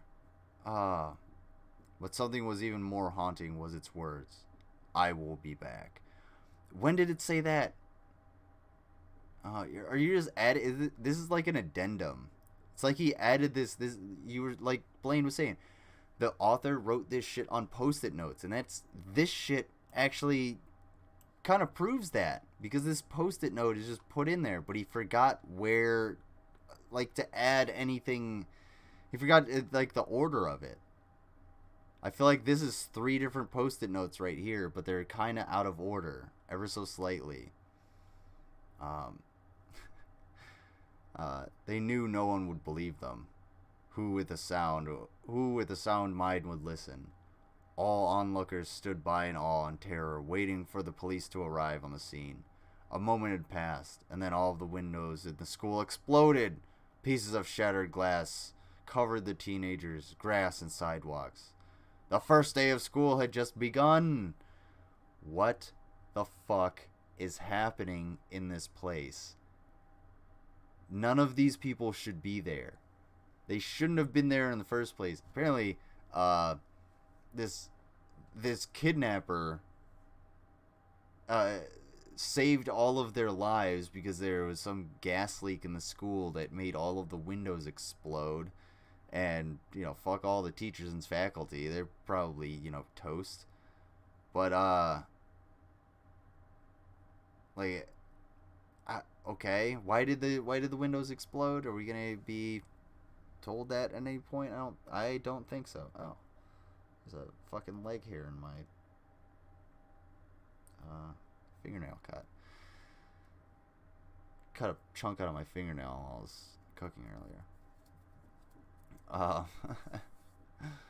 Oh my god, 13. That was less. Oh, okay. That's what Jesus said. A child, an adult transcribed this. Yes, an adult did transcribe this happening to children, and sold it and promoted it. Vehemently promoted. Does this author have some continuity issues? This author has a lot more than continuity issues, and that extends to, you know, from his life to his writing. Let's just say that. He said they couldn't see exactly. Literally a paragraph prior to issues. Yeah, thanks. Time limit on one of your settings? No, I don't have a time limit on anything. It's the, well,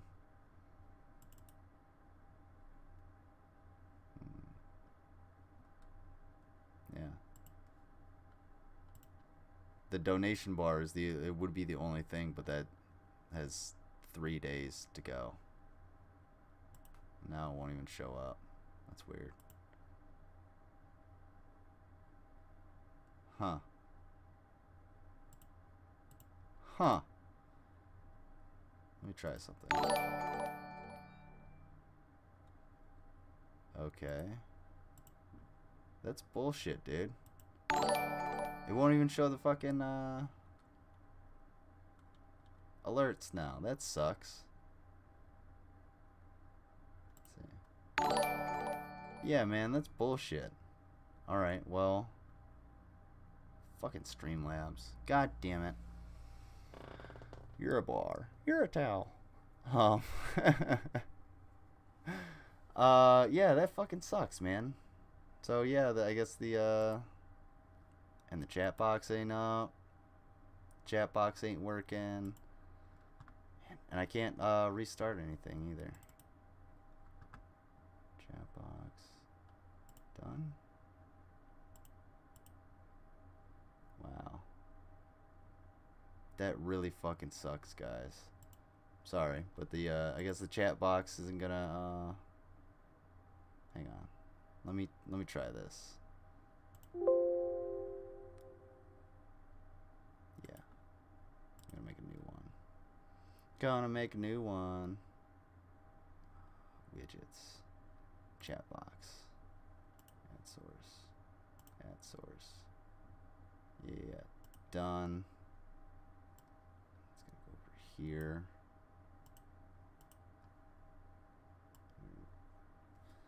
We're gonna mess it up. And yeah, it's still not displaying anything. That sucks, dude.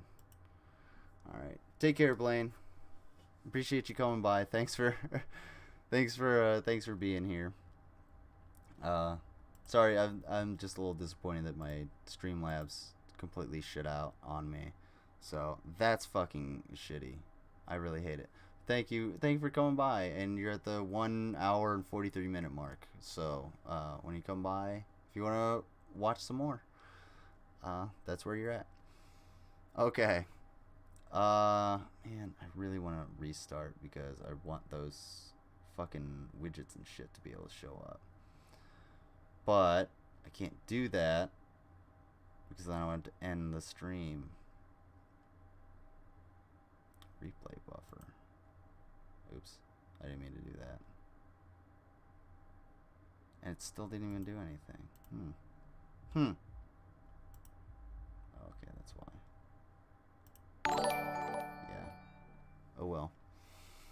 bummer. I'm gonna have to uninstall and reinstall Streamlabs because it's getting on my nerves like no other. All right, let's continue on. That was the first day of school. That's what was happening. Let's check out the next couple days. Man, the thing really does taste even more like shit. The warmer it gets. All right. 2 days later, all the teenagers were still talking about what had transpired. Sixth period came and it was lunchtime. Fake food and 2% milk. Fries that were as hard as jawbreakers. Yet the line was full of kids who were hungry and looking for a place to sit. Yet 2 days after all of the windows in the school exploded, they just let the kids come back. Let them come back? Yeah, why the fuck not? We got boards on all of the windows because it definitely doesn't take, we don't have boards on the windows. It definitely doesn't take, more than a day to install all of the windows, replace all of the windows on an entire school, a high school nonetheless. Yeah, of course not. No. God damn. Either that or they are boarded up and these kids are just roasting to death in this school because there's no airflow and no way to open a window. Oh my god. All right. And I have never had a school lunch that was anywhere near like that. Yeah, school lunches are pretty nasty, but not that. Not that bad of food. Which 2% milk, I drink 2% milk all the fucking time because it's delicious. Excuse me. Yet the line was full of kids who were hungry and looking for a place to sit. The jocks came in, pushing the less popular teens around, laughing and carrying on about some poor overweight kid who was eating nearby all alone. Then, the usual ritual, pushing the weaker aside in line so they could show their superiority, as well as to be the first to eat. Pricks, one nerd mumbled. Moose walked over to him, pork chopped him in the back of the head, then hocked a loogie on the poor guy's pizza. When you can eat that or not, faggot? Moose asked, then pushed him in the face and turned and walked away. John just stared in disgust at the big jock. One of these days, fucker, you'll pay. You will pay, John thought to himself as Moose started towards his friend. Hold on. That's another thought he's having. Oh my god. Yeah, and sweep over his.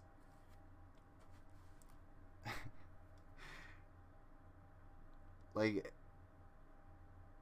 why are these jocks just able to just fucking go around and literally terrorize this school? That's pretty much what they're doing. These jocks are fucking terrorists because they can just do whatever they want. They're coming in, they're about to murder some fucking kid, then some disabled kid, and now they're going after the overweight dude and a nerd, quote unquote, who spoke up, that spit on his food and fucking pushed him to the ground. And none of the staff or faculty is doing anything about this. The lunch ladies aren't saying a fucking thing about this shit that's happening. They're just, robotically slapping pizza onto paper plates for these fucking kids, of course. Yeah, that's what's happening. This doesn't make any goddamn sense. None of this would happen. As Moose started towards his friends, a girl walked by nervously with scraggly hair and thick Coke bottle glasses holding her tray. Moose yanked it out of her hand and continued towards his laughing and obnoxious friends. She gritted her teeth in anger, showing off her braces unintentionally. Look at the grill on that ugly bitch, Tommy pointed out for his jock friends to see. Give me back my tray, she demanded. Wash your hair, you greasy cow, Steve replied. God. Fucking A. All of that ran together because there's no... You're supposed to put spaces between dialogue. Like, dialogue happens in its own little paragraphs. You can have, like... No, he said. and that'll be one little thing there. But this is all just put together because he doesn't know how to do that. Oh, jeez. Steve Manning was one of the meanest bullies in the school, but at home he was nothing more than a waste of life to his own father, who had become an alcoholic after Steve's mother died from lung cancer. Steve was poor and got beaten a lot by his father. And, oh, well, Blaine, it's too bad Blaine left, because, not because she got beaten by her father, but, like, yeah, this is exactly who Brett Keane is. Brett Keane supposedly got the shit kicked out of his deadbeat alcoholic father. So, hey, you gotta draw inspiration from real life sometimes. Just saying. Maybe see the shopping list he mixed up with his other post-its. Yeah. And then Steve Manning went and got some bread and eggs and toasty cheese and some cheese whiz, and he made sure to get some mac and cheese situation. Oh, I really can't fucking drink that anymore. I'm betting Steve is the hero of the story. We're about to find out. Let's see. Steve was poor and got beaten by his father, and he knew his only chance to make it in life was football. And to be top dog in school, you had to be ruthless. Deep down inside, he was dying. He wished he didn't exist sometimes. A week ago, he and his girlfriend had been fighting, and he had lost his temper and slapped her. Did that make you feel like a big man, Steve? Now you're nothing, just like your father, she had screamed. He went home angry and depressed and drank his father's Jack Daniels. Wow, he's got a lot of fucking issues, Steve. You're kind of a giant piece of shit, but you need help, really. Your home life is not very good. But that doesn't give you a right to be a bitch or be an asshole. I wish I had $1 million to spend on stuff. I love shopping too much, and it's probably good I'm poor. Yeah, I can be the same way. Fuck. I needed a new keyboard, and I still need another keyboard, but I'm gonna get like a good one. I just can't spend the money at all. I cannot spend another dime because I spent a bunch of money today. Unfortunately. Oh, shit. Okay. You want your tray back, bitch? Moose smiled evilly. Okay. Yes. Yes, she demanded. Yes. Yes, she demanded. How does it feel to want? He laughed. What? What? How does it feel to want? What the fuck kind of insult is that? Like, is she extremely affluent? And he's very poor? Like, that doesn't make any sense. I mean, that's something you would say if you saw, like, some arrogant rich person on that you knew from high school that's now fucking working at McDonald's. So, yeah, how does it feel to want? Motherfucker. Her anger was too much now. All the bullshit was too much. So she slapped the big jock hard. His friends laughed as Moose stood there, stunned, holding his red face. Well, Moose, you're not gonna let that ugly whore bitch slap you and get away with it, are ya? Steve joked. Moose stared at her, and his face changed from surprise to rage. And before his friends could stop him, he took the tray in one hand, and with his left he grabbed her by the back of the hair and slammed the whole tray of food into her face. Everyone watched in silence and shock as she fell to the hard cement ground, face first, unconscious and bloody. A young teacher named Fabian Andrews had seen it all and stood directly in front of Moose. You get your ass down to the principal's office now. Oh my fucking god. I'll make sure you're suspended for a long time and you lose your chance to play in the big game this Friday. He straight up assaulted this girl. Basically, it's into unconsciousness, and that's your threat? Really? Call the police. Literally, where are the police in this town? The devil is just like running amok, and the police are not doing anything. And it's all happening in a high school. This is all happening in a high school, and only Fabian Andrews is there to help us out, to make sure that Moose it loses his potential to play in the big game this Friday. God. Oh, god damn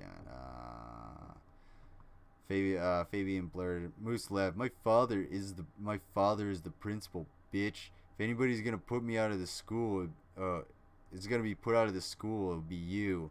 Fabian watched as Moose sat down with his jock friends to eat. A moment later, Fabian carried the hurt girl down to the nurse's office. Man, you didn't have to hit that chick, and that teacher's a cool dude, Reggie spoke up. Listen up. I don't have to listen to no one, especially not some 2-bit N-word. I'm not going to repeat that because it's Brett Keane's writing. This ain't Huck Finn. Brett, shut the fuck up. Get out of here. I'm not dropping an N-bomb for your ass. Not on my channel. Moose insulted his own friend. Reggie stood up. No, motherfucker. I know you didn't just call me a motherfucking N-word. I hate censoring myself like that, but I ain't one of these little bitches to push you push around. Reggie stared Moose down. When Moose stood up, Steve got in between them. Guys, let's chill and just eat. She got a little hand now. Let's just eat, dude. You just put some poor girl in the fucking hospital, and you guys are treating it like nothing's going on. Not only that, but like, why the fuck is this guy so aggressive? Someone get rid of him. No, man, this fat prick ain't gonna call me names like that. I don't care whose daddy is. I'll lay the smack down right here on his ass. Get him, Reggie. Reggie pointed. All the jocks stood up and stared at Reggie. The look on their faces was all he needed to realize where he stood with these guys. Now I see how it is. Some friends you are. Reggie shook his head in disgust. It was obvious they would have jumped him if he fought Moose. He'd been their friend for a little over 6 months, the truth was. 6 months, the truth was. The truth was they didn't like Reggie because he was black, but they did like winning football games. Heart. Thank you, Keonan. For donating again. I actually, hold on. Well, I can't. Fuck. The alert box thing isn't working for some reason. I don't know. Same with like the donation bar and everything. So I really apologize that both times, unfortunately. And yesterday I had the alert box just like off. So it Heart. it didn't show up. So I really apologize. And it's not you. It's literally just technical difficulties on all on my end. But thank you very much. That's very generous of you. I really, really appreciate your donation. And I will, like I said earlier to Rachel and the rest of the chat, this next weekend I will get the brakes, and you'll see a picture and they'll be on my car. Hopefully they'll be on the car next weekend, but I'll definitely have them next weekend. But again, thank you so much. And I don't think Rachel picked one. But since you donated $10, and you donated $10 yesterday, you can pick, I guess, 2 of these videos if you want that are in the Discord. If you go to the Discord and the general, you can pick out 2 of those videos. And I will play them for you. Let's see. I should have, yeah, whatever. That'll be alright. Let's see. Truth was they didn't like Reggie because he was black. but they did like winning football games. Whether he was a skilled quarterback or not, they'd been in his clique. That's not the right form of clique. It's CLIQUE, clique, not CLICK. That's not the right type of clique. All right, that's this type of clique. Since grade school, and they weren't gonna side with a black man. So Reggie walked away. Fucking rednecks, things never change. He mumbled as he walked down the hallway away from the cafeteria. Outside of the school, the sky began to fill with dark clouds, and the teens outside watched ominously as the sun hid quickly behind the darkening sky. Then lightning and thunder exploded and the winds picked up. The teens hurried inside as the downpour of rain and hail erupted. The sky then turned a sick yellow color. "Looks like a tornado might come," Mike spoke. Jenny shook her head. "I watched the news with my mom before I went to bed last night. It's supposed to be sunny skies and good weather." "Well, the news was wrong, Jenny. Does this look like sunny skies to you?" Mike asked. "Get away from the windows," the teacher advised. "Yeah, 'cause they're all jagged and fucking sharp, 'cause they haven't all been replaced in 2 fucking days." Oh my god. Yeah, click is what he's looking for. CLIQUE. Yeah. Did I say QUE? Oh. I think I said it. He must have another adjective to replace Jack. No, he doesn't have another. He doesn't have one. He's very limited. Like, just like having to use all of the commas in the first couple paragraphs, quote unquote paragraphs.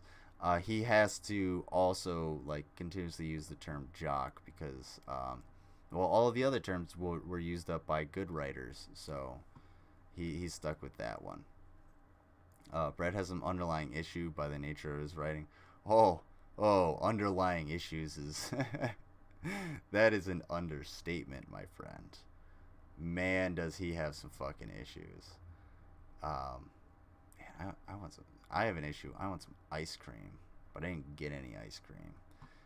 Like I said, I spent way too much money today. But I spent money on shit that I need, and spent a lot on food too.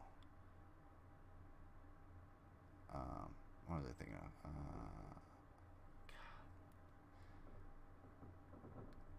These fuckers in their fireworks.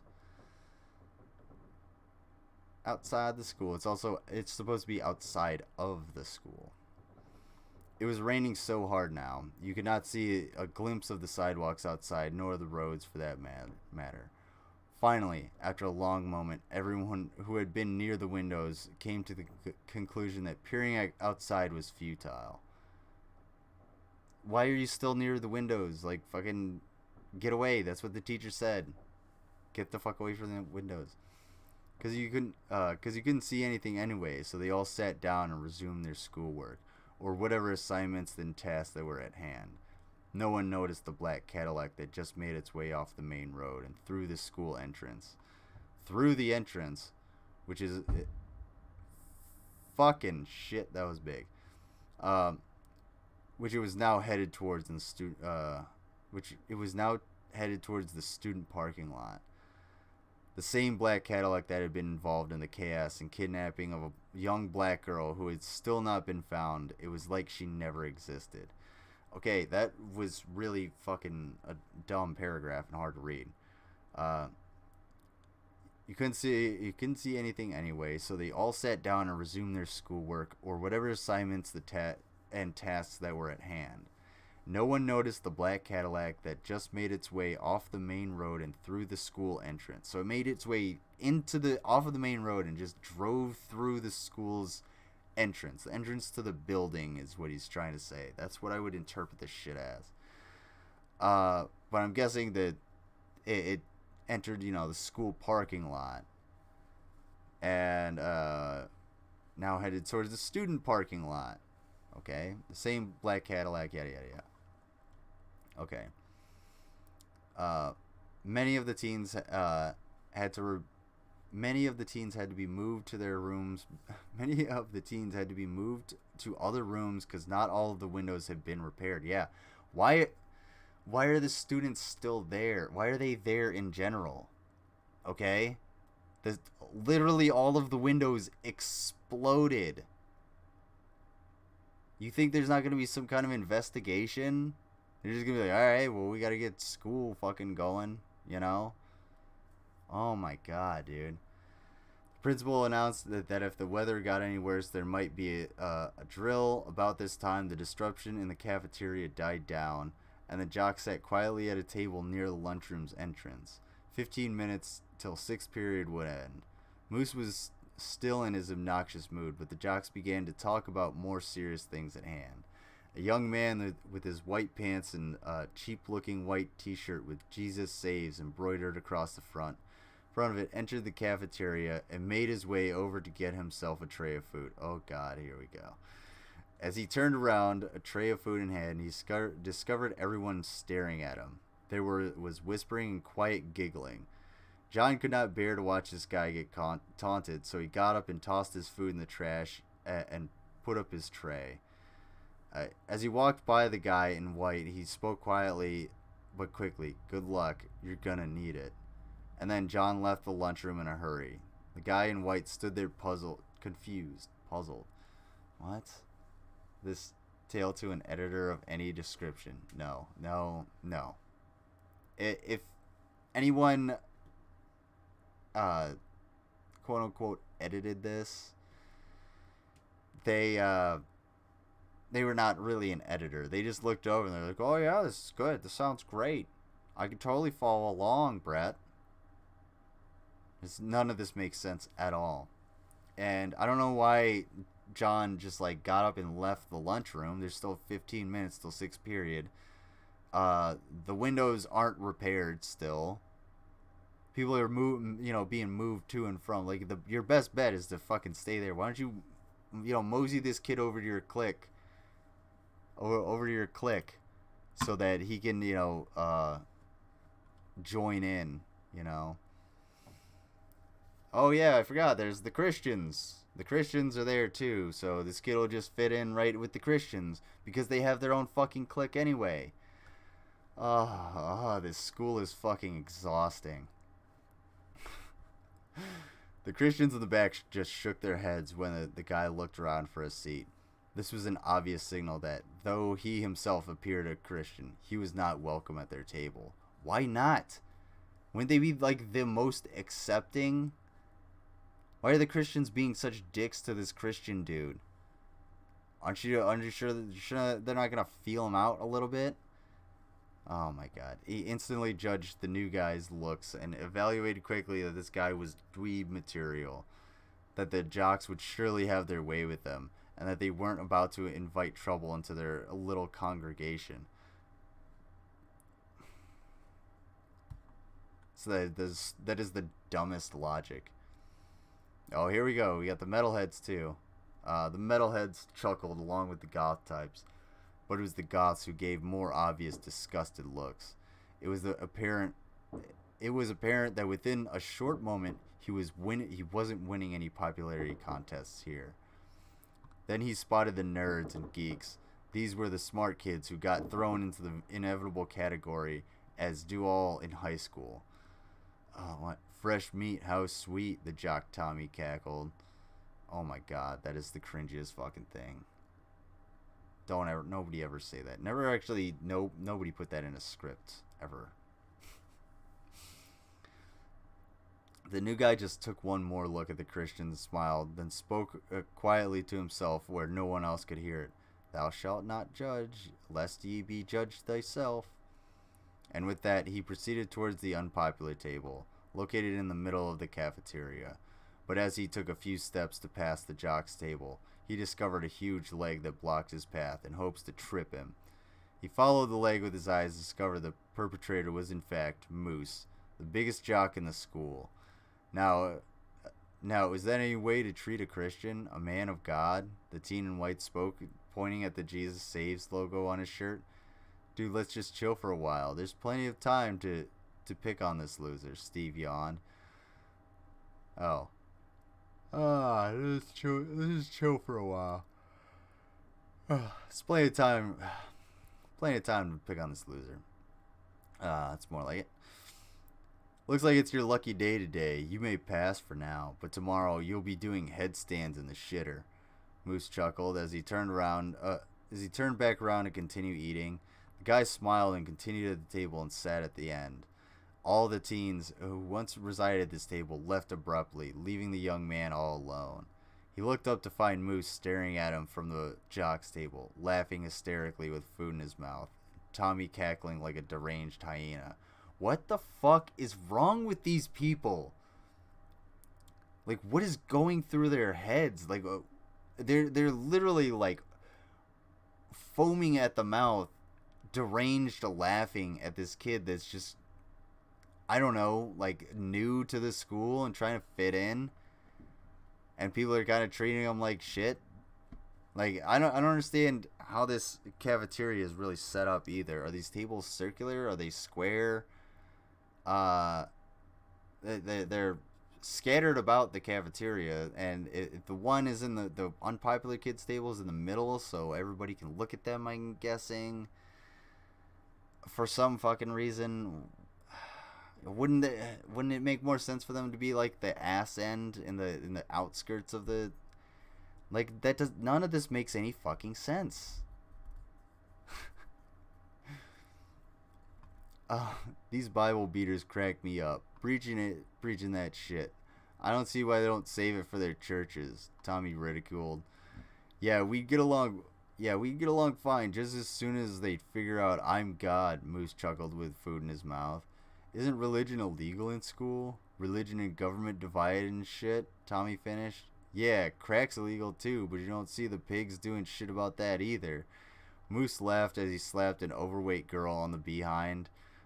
She walked by. What the fuck? God. Oh my god. Mango. If I see that shit in, cuz my nephew, I know my brother's got Disney Plus. So if I see that in a script, I'm going to lose my fucking mind. Fresh meat so sweet. God damn it. They are rectangular with rounded edges. Oh, well, okay. Okay, Bill. Okay. I mean, yes. Yeah, that's like all tables in a school. All of them have rounded edges, but I'm saying, I'm sorry. Maybe I'm just thinking too hard. I'm starting to get like, I feel like there's weight. Like, I feel like I'm wearing like a helmet, and someone's just like adding layers of metal to this helmet of like dumb shit that's coming out of Brett's fucking dome. Oh my god. None of this makes any sense. None of this follows with any kind of like reality. Oh jeez. Blackboard jungle? Maybe? Set up. Oh. I might need a fucking cleanse. Okay. Alright. The girl just rolled her eyes and kept walking. Crack kills, lard ass. Tommy blurted, giving Moose the high five. Let's leave Free Willy alone. She could be dangerous when she eats. What the fuck? Well, first of all, why did he say crack kills? Is she a crackhead? No, that doesn't make any sense. The second one, I guess. It was moments later, after all the cruel jokes the jocks had to offer, that the girl sat across from the man in white. He looked at the man in white. He looked up and smiled at her. Is it okay if I sit here? She asked. Only on one condition, he replied. She rolled her eyes and asked, okay, what? You gotta tell me your name. You gotta tell me your name or let me take a guess. He smiled, folding his hands. Okay, guess. She said, amused, expecting a joke. He rubbed his temples in concentration and then looked up. Amy Mindell. She was now surprised and astonished. How did you do that? How did you know? No, she would walk away. That's creepy as shit, especially when you're like a kid. That would be really fucking weird. He took a drink of his milk, then replied, Well, I just thought of what the most fitting name would be for the most beautiful woman I've ever seen, and kazoom, it happened. Amy Mindell. He chuckled. That's fucking... Oh my god. Somebody kill me now. I feel like I want to jump off a bridge. Cute, but I take it you don't see many women then. She said sarcastically. These are high school students. These are high school students. These are high circle. Oh, don't push yourself too hard, Lizard. I'm trying. We only got 8 more pages of this. I think I can make it.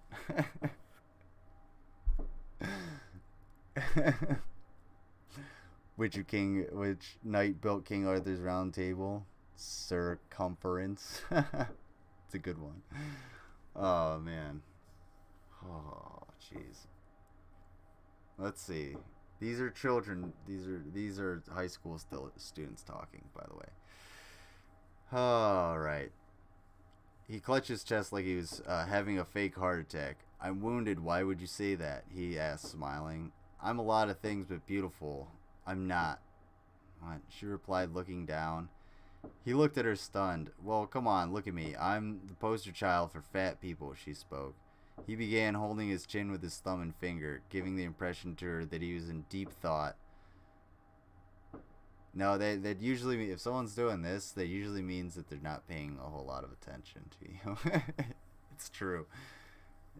If I'm doing this, I'm like, I'm thinking about something. I'm thinking about something that isn't what you're saying. Probably. So, Brett can't read body language. Let's see.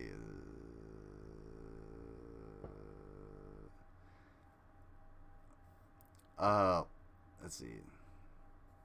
Well, personally, the only problem I see is that you're just a tad overweight, but with some exercise, I could see you being head of cheerleading and perhaps the most attractive girl in the school.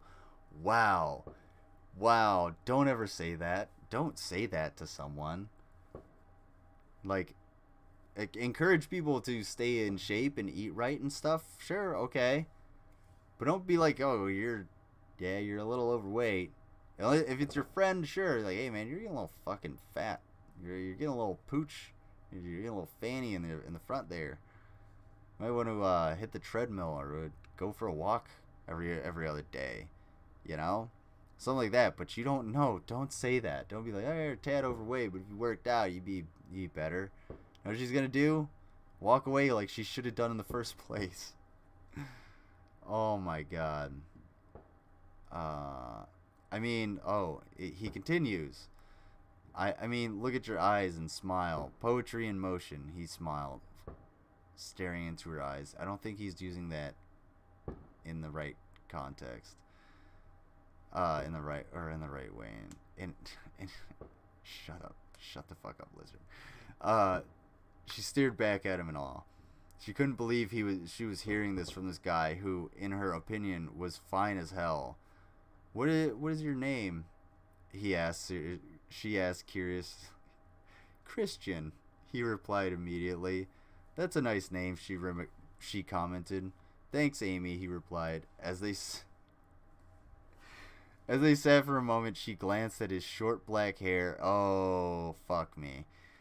And ocean blue eyes. She noticed he had a nice skinny build, and his expressions were very sincere.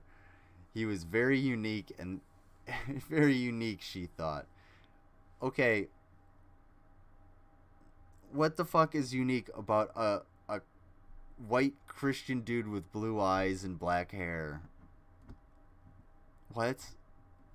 How is that unique? He's just kind of douchey, dude. Seems like that's sort of school, yeah, dude. Oh, listen, you ridiculous, man. Oh, yeah, that's why you guys stick around. You know it. Yeah, Stu, I'm kind of actually waiting for her to just, like, give him the shank. give him a quick fucking fork to the eye or some shit like that. Pop it out and eat it like, walk it over to Moose and watch him eat it like a meatball or whatever the fuck he's gonna do. Oh, man. Oh.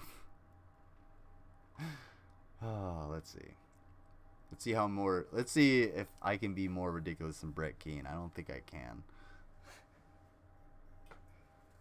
Alright, we're on our last. There's one. We got two. We got one and then two. Actually, we got one. Because that other one's those coconut fucks. Alrighty. My mouth is really dry, actually.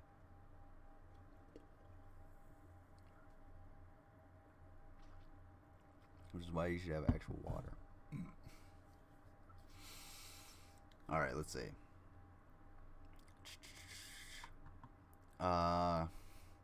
Something mysterious about him. He was fascinating to her. So, I've never seen you here before. Are you new? She asked. He nodded. So, what do you think about Quiet Meadows? She took a drink. The name fits the place, he replied. Okay. I don't understand how the name does not fit the place.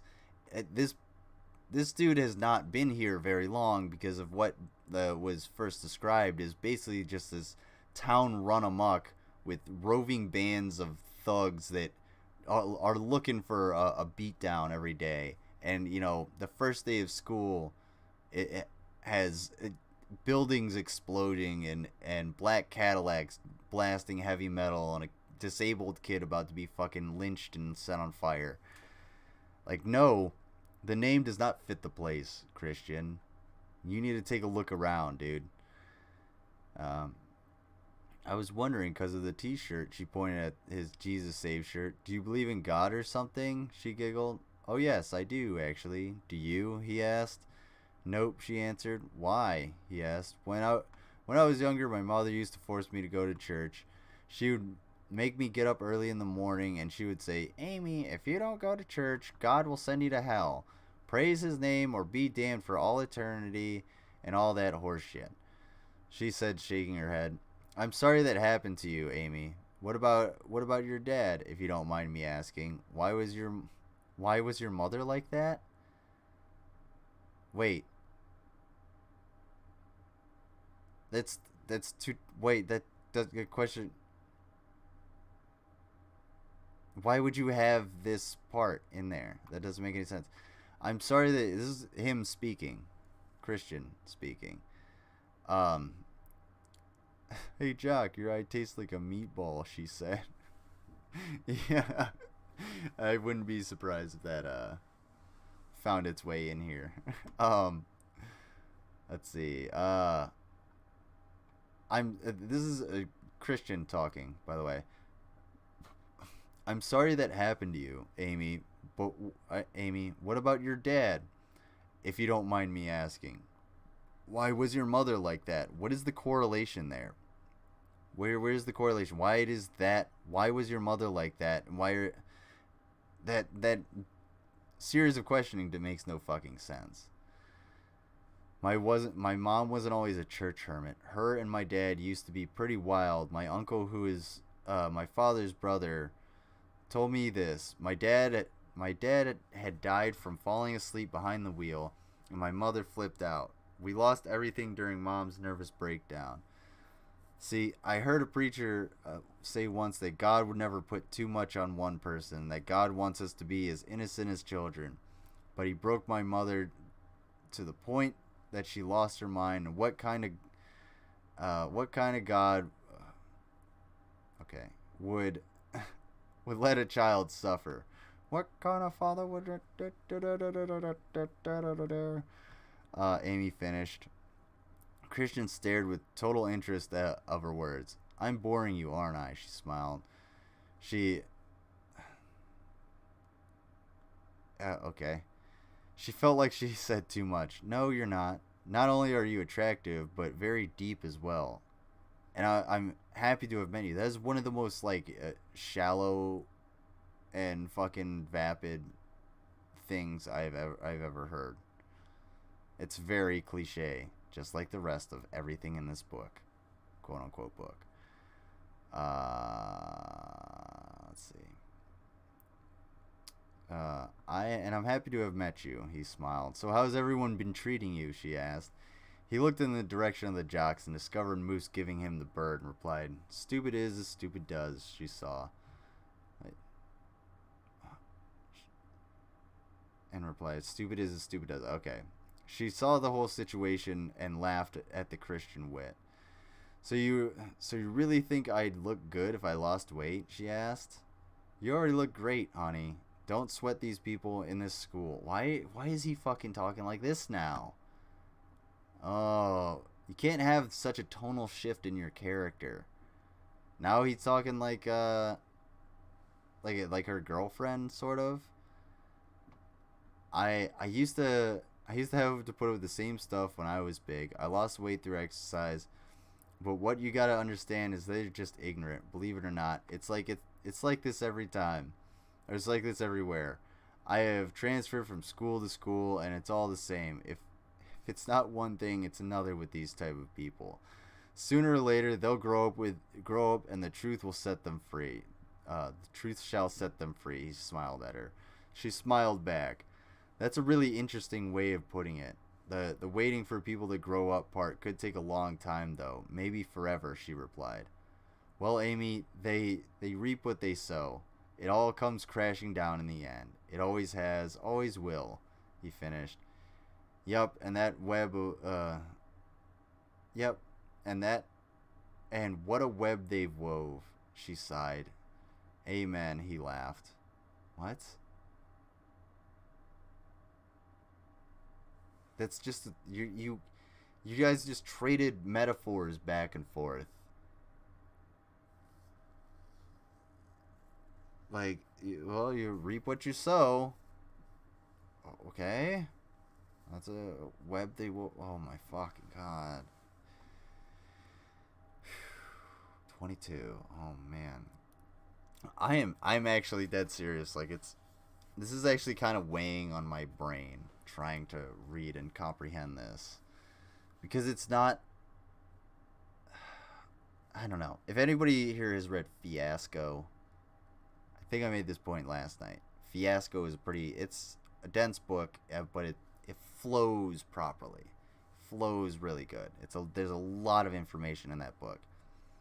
You can read that book in like a day. Easy.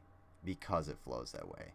This is taking me fucking hours, just because there's no semblance of plot or flow or continuity or grammar or sentence structure or mastery of or vague understanding of the English language. Oh man. Okay.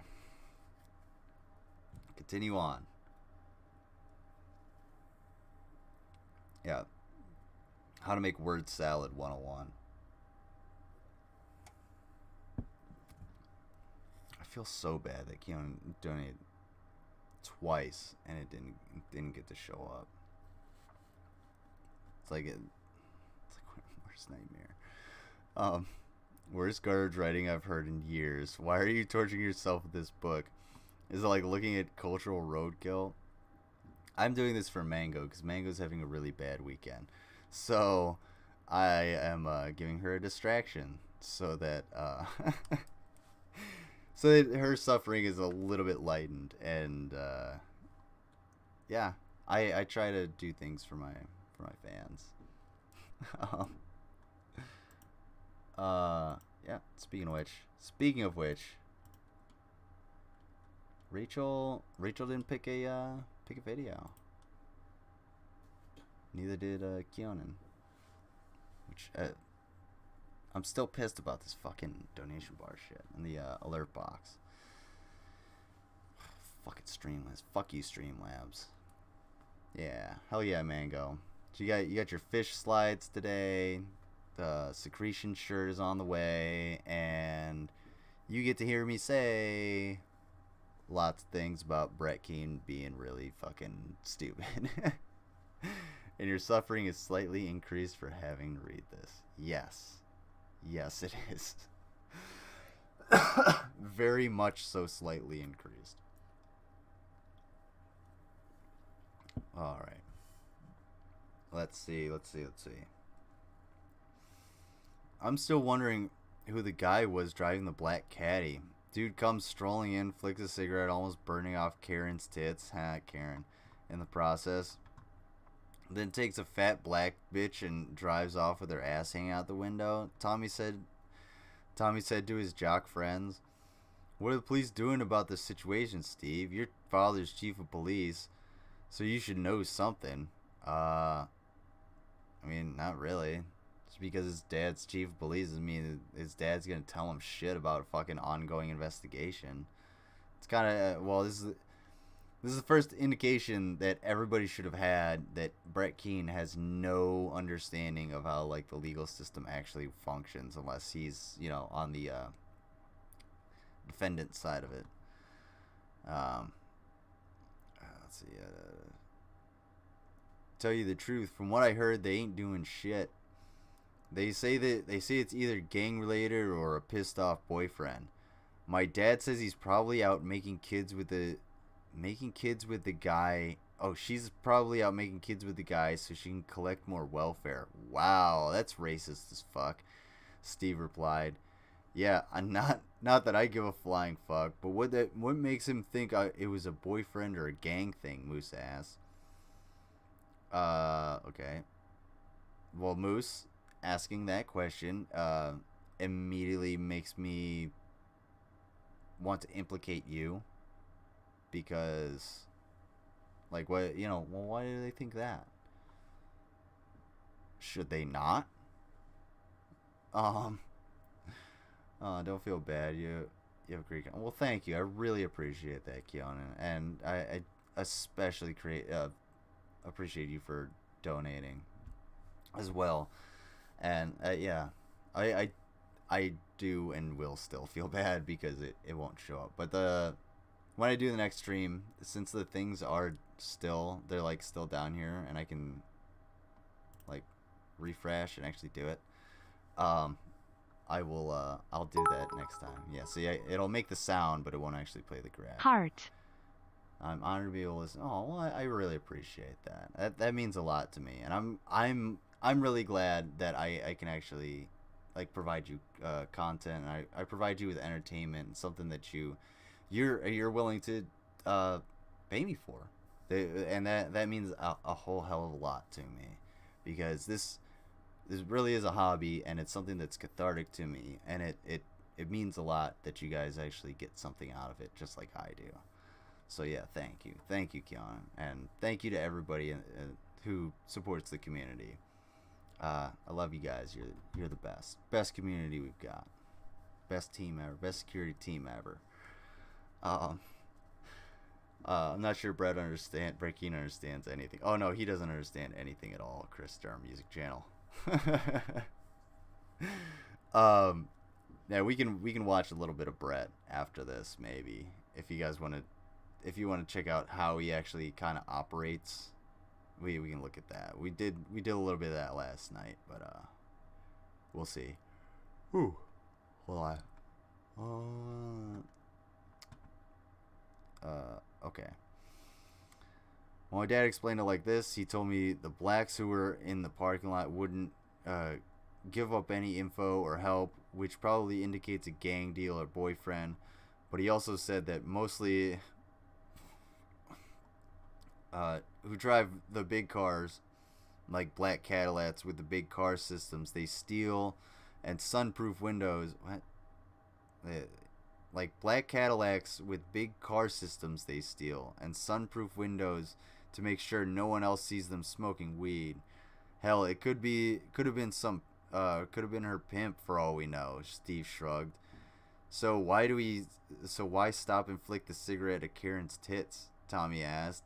Shit, man, that wouldn't be the first nor the last time that slut had something drop between her tits. God damn, dude. Like, where do these people live? I said, well, thank you. I really appreciate that. And you know what? I know you. I feel it. I feel that you mean it. And thank you. And I'm happy to have you around. You're a great guy, great person, great individual situation. All right. great team member. Let's see. Also, if you haven't been in the Discord, there's a new emote. There's a new emoji. Check out the garlicky man. What did I call it? Chonky 3 emoji. Check that out. It's fun. Thanks. It's all thanks to Mango. Let's see. Brett is like the Cenobites of poor literature, making me have to suffer through this. Jesus. Hold on. Where were we? Now they're shooting guns. Shooting guns outside, guys. That's just something that a guy does. Oh my god. Jeff the redheaded jock snorted. Okay, well, where the fuck did... Okay, Jeff. Hey, Jeff, that's my sister you're talking about. Tommy blurted. Chill out, bro. I was trying to ease everyone's worries. Quit whining like a little girl. These are like the most... This is like the most toxically masculine group of people I've ever come across. And like, you can listen to someone like, I don't know, Lord of Patriarchy, or who else have we covered? Like Bass FCZ. Those people are like toxically masculine, but it's not hyperbolic. They're like they're really trying to present themselves in such a way, but these guys are like really just caricatures of toxic masculinity.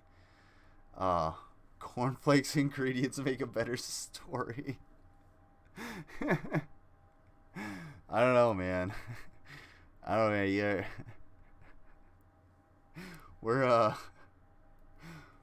We still got 5 more pages to go. It could be a you never know. It could be could take a turn. I can't even fucking talk. I can't say it with a straight face. Chunky garlic made me laugh till I cried. All hair chunky garlic. Yes. All hair to the chunky garlic.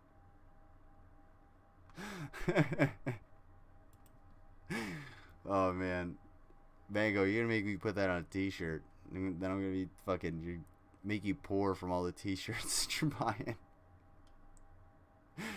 Oh man, whew. Okay, let's see, where are we at? All right. Oh, all the jocks may represent the author's father. You said his father beat him. Yes, supposedly his father knocked out all of his teeth, and that's why he's toothless, but really it's just because he didn't brush his teeth. And I guess his dad like dipped out. He was a deadbeat, didn't pay child support, stuff like that. I don't know the full story. All I know is his dad was a giant piece of shit and supposedly knocked the shit out of him.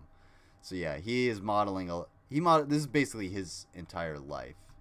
And where this book kind of like, probably say like once he gets out of the main setting being the high school, I think that's where Brett's life actually like started to really like end. That's where he plateaued and just stayed, because Brett Keane is, and we'll watch more videos that you'll be able to see. Brett Keane is stuck in like 2008 video making for YouTube.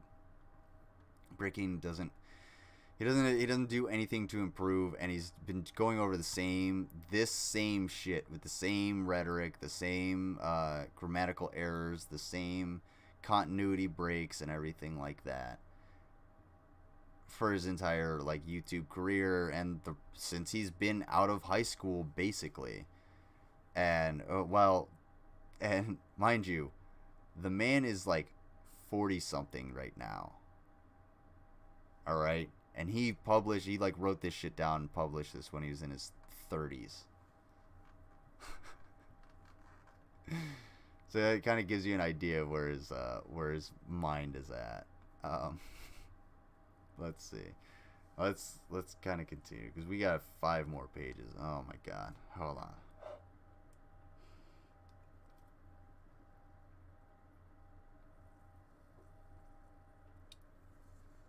Oh, man. My mouth is really dry. Talking ain't easy, guys. What if the dude comes back, Tommy asked. Now there was total silence as the jocks contemplated the new thought. As usual, it would be Big Moose with an intelligent answer. Then we kick his pussy little ass, burn out his fucking eyes with those cheap ass cigarettes they smokes, and if that fails, we'll have our sister screw him to death. We'll have your sister screw him to death. Moose laughed, pissing Tommy off. As Tommy was about to strike with a hateful comeback, the lights went out, then flickered back on. The cafeteria became deathly cold, and chills swept over everyone's spines. Lightning and thunder exploded so loud it was deafening. It exploded so loud it was deafening because he didn't fix any of the fucking windows in this school. So they're probably sitting in the cafeteria with this storm raging outside,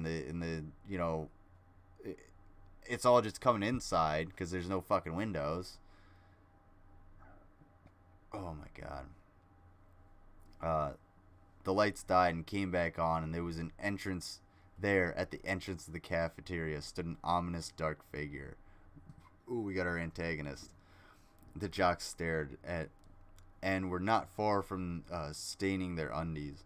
Coal black hair with a few strands of ghostly white rested on the blanket of darkness over the broad shoulders of this man of black. Shades like the Terminator and a black and red goatee to boot. Oh my god. Thick eyebrows that curved like bat wings. His eyes were concealed behind the black shades, but it was evident that he was staring at. Across the cafeteria, he scoped out his prey, the young man in white, known to Amy as Christian. Known to us also, the audience. That's Christian. Thank you for believing in me, Mango. The jocks stared him down. Everyone but Moose showed concern. Okay, well, how is that possible? If the jocks are staring him down, then they wouldn't be showing concern. So Moose is the only jock that's staring him down. Though the stranger appeared to be 6'6", Moose estimated his weight a little over 250 pounds, all muscle. He felt he could take the guy, if need be. His black leather trench covered most of his enormous physique and broad shoulders. He wore black leather boots with spiked jewelry, a belt buckle that resembled a skull made of metal. He just doubled that up. And the belt itself appeared to have a distinct design of hieroglyphics. I'm surprised he could spell that. And I guarantee you he didn't spell that on his own. The upper body concealed with a black sweatshirt under the trench with a crucifix logo on the front. It was then the man of black began to remove his black leather gloves, revealing the round hole-like scars on his wrist, exposing to some who assumed it was huge cigar wounds, but the Christians who sat in the back knew all too well what statement these scars were making. The man had just inflicted the wounds upon himself in hopes of resembling the crucifixion of Jesus Christ. At the same time looking young, he also appeared to be like that of a resurrected corpse, being that his skin was so very pale. Everyone but Moose became worried as they all speculated that this was, in fact, the driver of the black Cadillac. It's a weird sentence.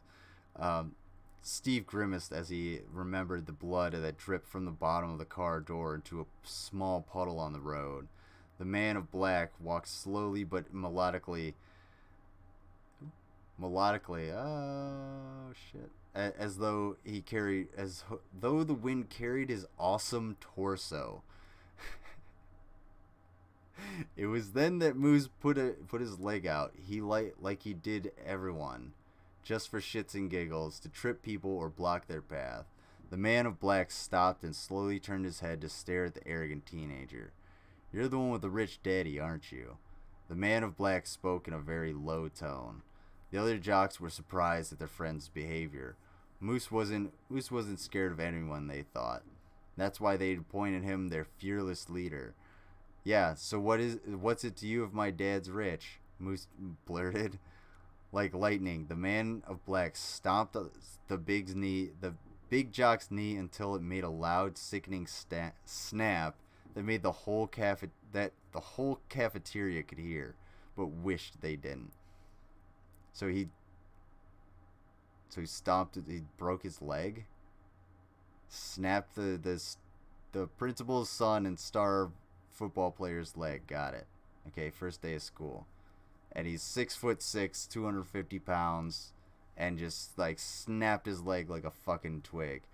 And if nobody is following along, if methodically, yeah, I was like melodically. I was like, oh, okay, yeah, that's why they kind of tripped me up. Melodically, I was like, melodically.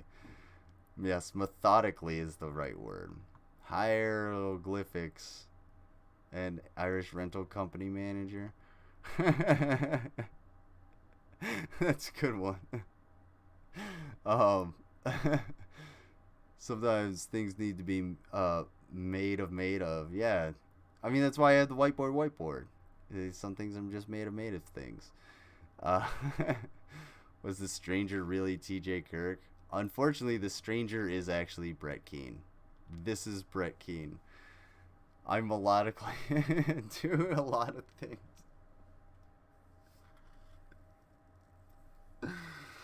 Oh my god.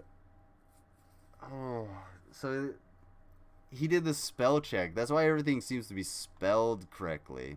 He did spell check, but he didn't do a grammar check. Because that probably would have come up in the grammar check. Oh man. Alright, what do they have to do? What happened after he breaks his kid's leg, first day of school? As Moose lay on the ground, whimpering like a one-legged dog, the man of black sneered as he stepped over him. Good, then your daddy can afford to buy a new wheelchair. A lot of people hated Moose for being a bully, but they were feeling sorry for the poor lug now. Football was now out of the question.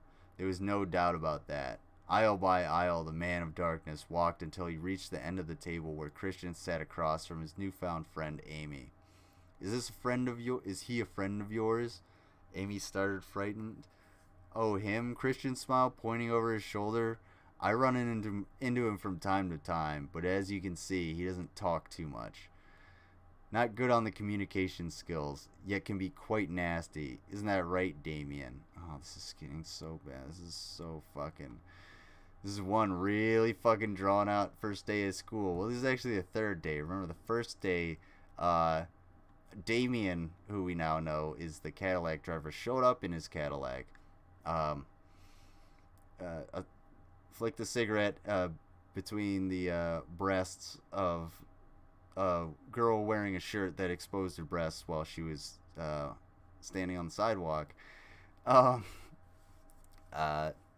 Kidnapped someone and sexually assaulted that someone and then kidnapped them while also committing several traffic violations, moving violations as well. So yeah, that's what happened on the first day of school. And I'm wondering, they sent the kids back to school while the windows were all fucked up, and that one girl got the shit kicked out of her. Now it had to be carried to the nurse's office to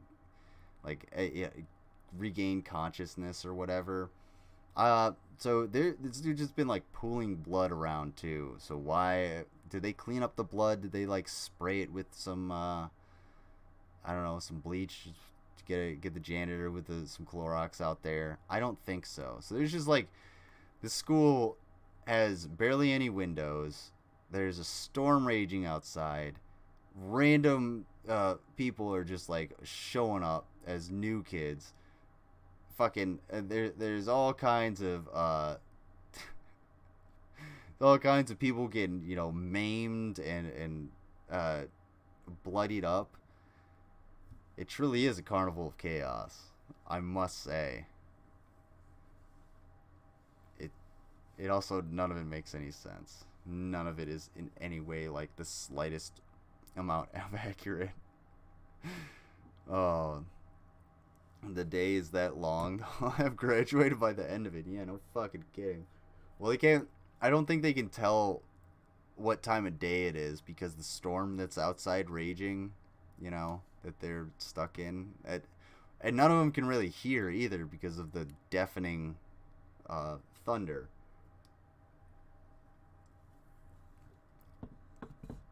Welcome to Dystopian High. You know what?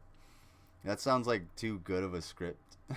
Too good of a movie title to give to this piece of fucking shit, dude. Dystopian High would be fucking awesome. If anybody remembers Clone High, that show was great. I love me some Clone High. Dystopian High would be really sweet. That would be a pretty cool show. Gotta come up with that. Alright. Almost there. The first day of freshman year of high school, I saw two chicks fight and get taken away in handcuffs, but nothing else eventful happened that year. Yeah, that's about it. It's about all that fucking happens. I mean, people fight. I've seen kids get let out by the police, They will get arrested, and a couple people held at gunpoint, but they were in a vehicle, so it's a little different. Yes, Clone High.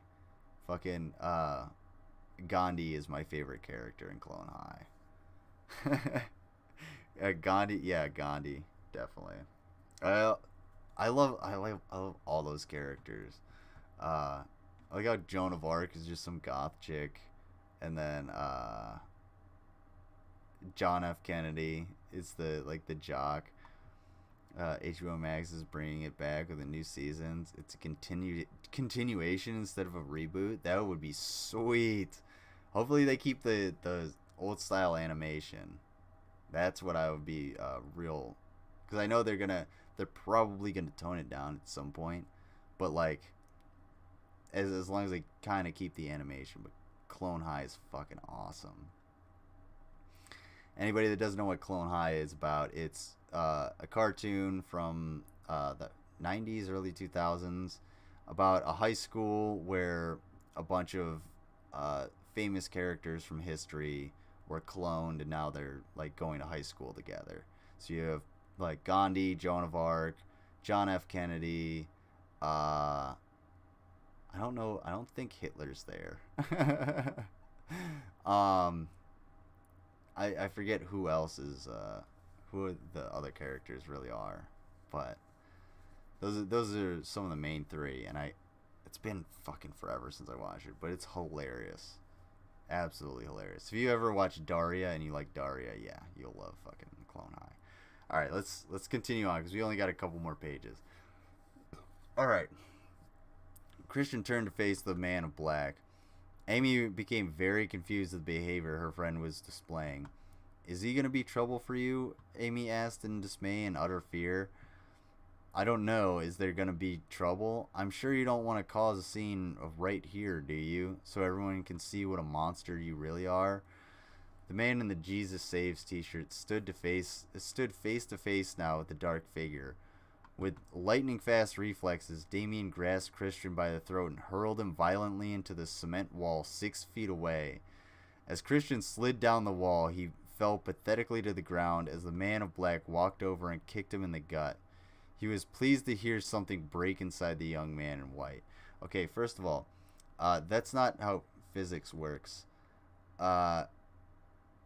If you're going to get slammed into a wall so hard that you're going to like slide down, your feet are going to be touching the ground. Okay, that's number one. If you crash into a wall with your feet not touching the ground, like you've been thrown, you're going to bounce off that wall a little bit. You're not going to stick to it and slide down unless you get slammed into that so hard that your body breaks during the impact and it absorbs all of that, and you actually slide down, and you would then be in excruciating pain. And for someone to do that in just a single throw, you'd probably have to be more than 6'6", 250. Unless you're throwing like a really tiny fucking kid. And again, these are kids. This is all happening in a high school. So this kid in Jesus Saves t-shirt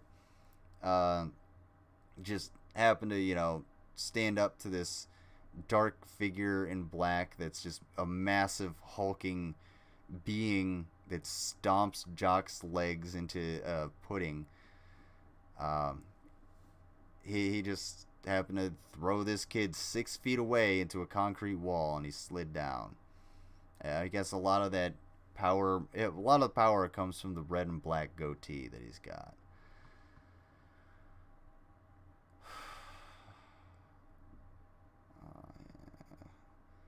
Christian wheezed and spit up blood. So much blood in this school. And where's the janitor? How much money does the janitor spend on, like, a disinfectant? Like, what are they called? Body fluid cleanup kits? That's... remember what has happened today, because every day you walk these halls, I'll be walking these halls, and even if I sense you, I'll make you bleed. Any of you who walks or talks with them, well, you're as good as dead. That I promise you. The man of black eerily threatened. He began to walk by slowly past Amy. Okay, that's a little redundant. You can't just come here and assault me. There's rules, Damien. The man in white gasped. The man in black turned towards him and replied, I didn't make the rules, so who's say I'll have to follow them? That's not how rules work. That's just not how rules work.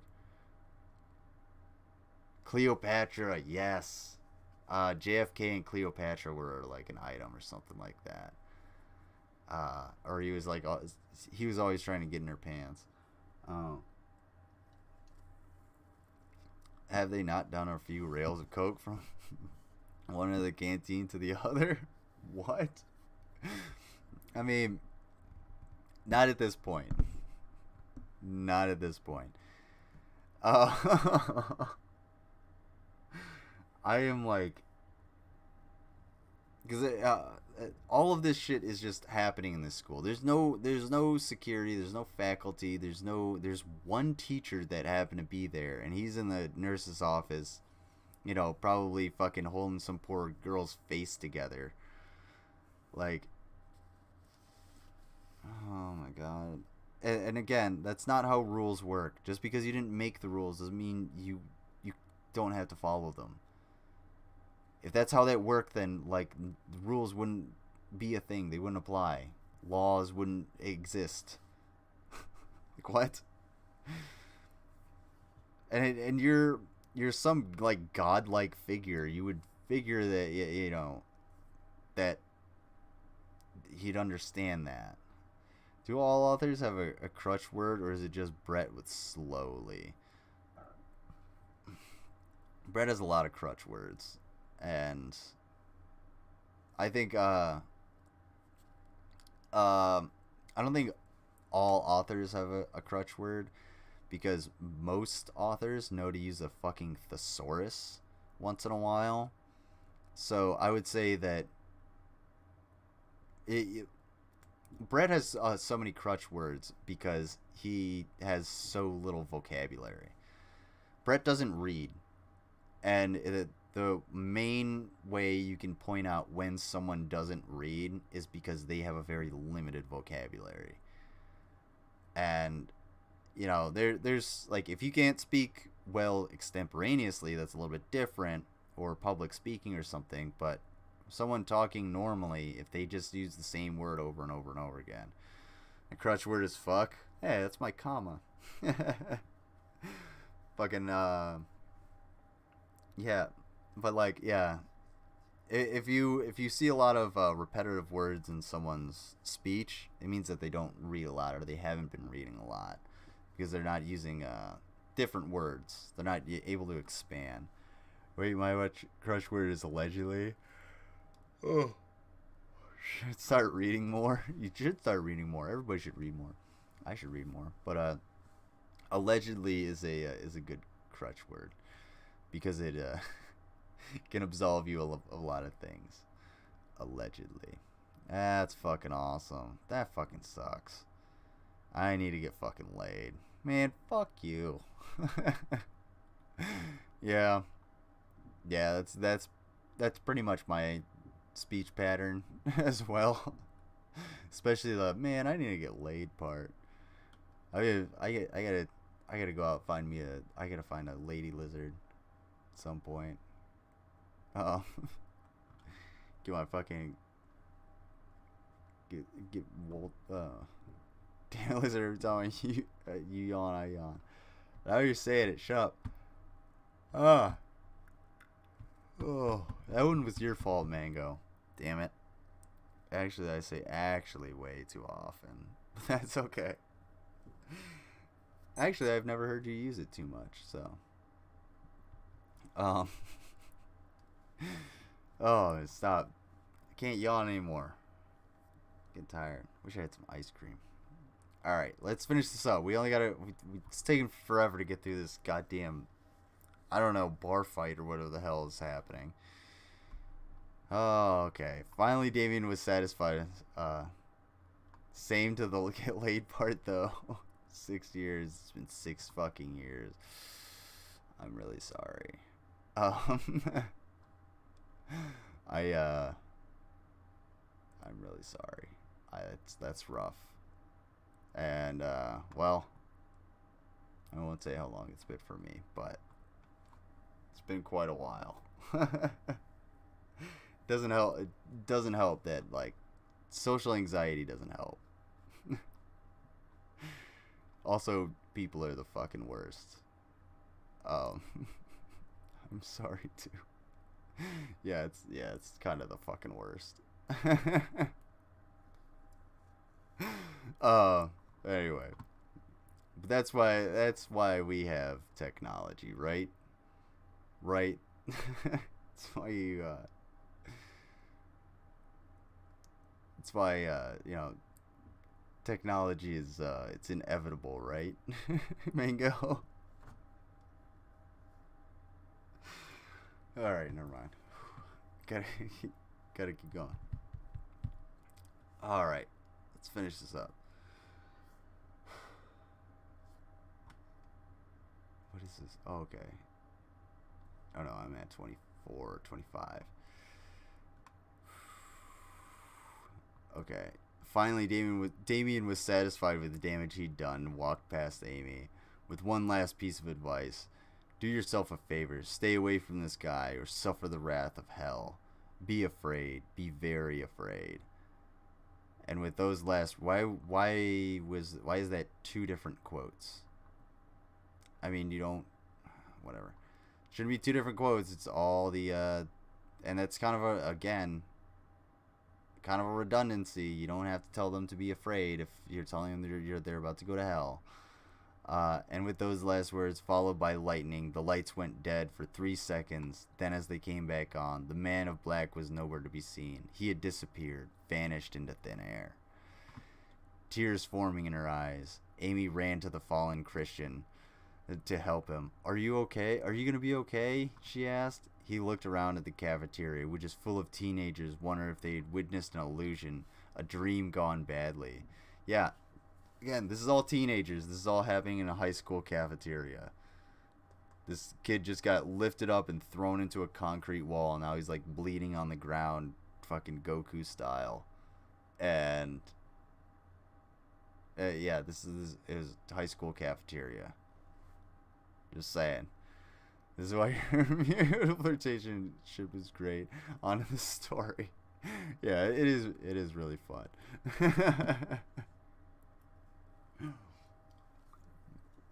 It is a lot of fun. I'll have to stay on it. Stay on top of it. Alright. Anyway. I'll be fine. I think it's poor Moose that needs more help than I. But thank you anyway, Christian pointed. The teenagers that were staring out out of the cafeteria watched in awe as the black Cadillac made its way out of the entrance of the school. And now they knew they were having a nightmare. As the car sped off, the dark clouds, rain, and yellow sky seemed to follow, as though it was literally magnetized by the man of black. As soon as the car disappeared out of sight, so did the nasty weather. The sun was out again, and birds began chirping. "Why did he attack you?" Amy asked, concerned. "He's a troubled soul. Ever since his girlfriend had the hots for me, I told her, being that I'm a Christian, she wouldn't be my type, because I only date nice girls." Christian stood up. "Well, does a man of God have a phone number so a nice girl can call?" Amy smiled. "My God. Are you sure you want to talk to me after what just happened?" Christian grimaced as he rubbed the back of his sore head.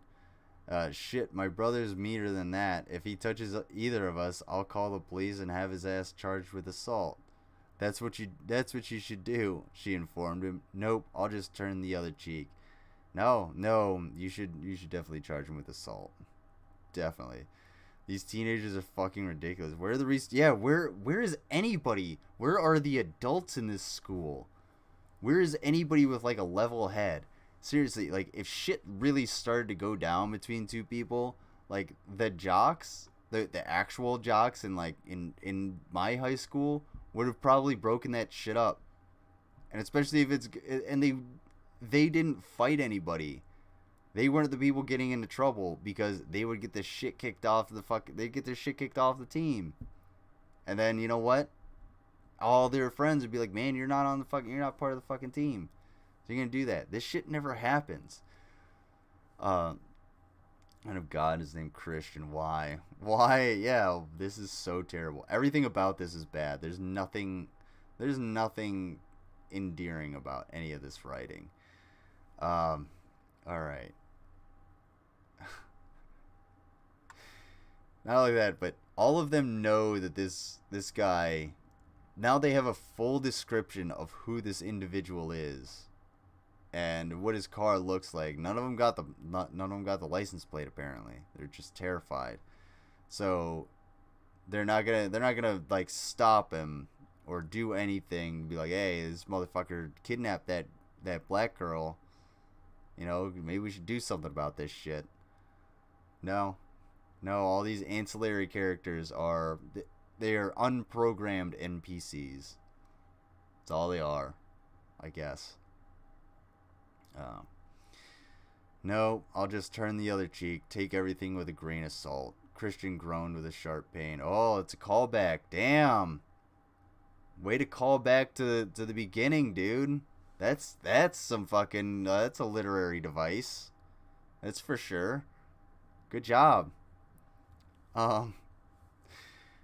Christian groaned with a sharp pain.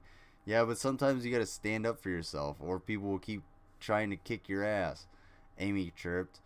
An ambulance was on the way for Moose. As Christian and Amy walked down the hall, he smiled and said, "Maybe you're right, Amy. I know I'm right. Now let's go see the nurse," she demanded. "Okay, you got spunk." Oh my God. Never say that either. Don't put that in a script either. "I better listen to you or you might kick my butt," he joked. "True, it's true. Don't fuck with a pissed off fat girl," she laughed. I'll be sure not to. Lead me, old wise one," he gestured. Okay. Thank fucking God that's over. Ugh.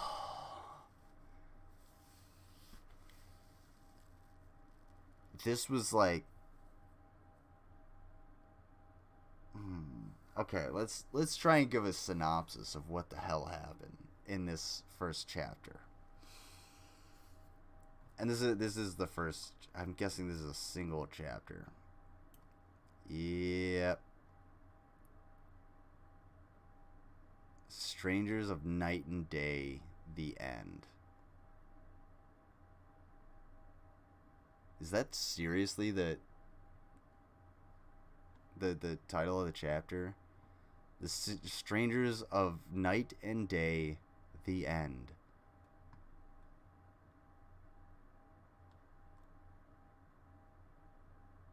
That was a fucking disaster. What is this? Strangers of Night and Day, the end. Is that 2 parts of the Is this chapter split into 2 different parts? 2 different like stories? It's not. I know that, so that makes no fucking sense. Oh, God. Alright. So let's try and figure out what the fuck just happened. This is gonna be a tough one, guys. So, in the town of Quiet Meadows, let's try and write this down. I'm whiteboarding this shit, because I'm gonna have to outline. I have no idea what the hell just happened. All right. So we got Quiet Meadows. Quiet Meadows. What is Quiet Meadows? Well, Quiet Meadows is a town based off of literally every shitty 80s cliche, high school movie. So who do we have in Quiet Meadows? We've got the jocks. We got the skinheads, which aren't around much.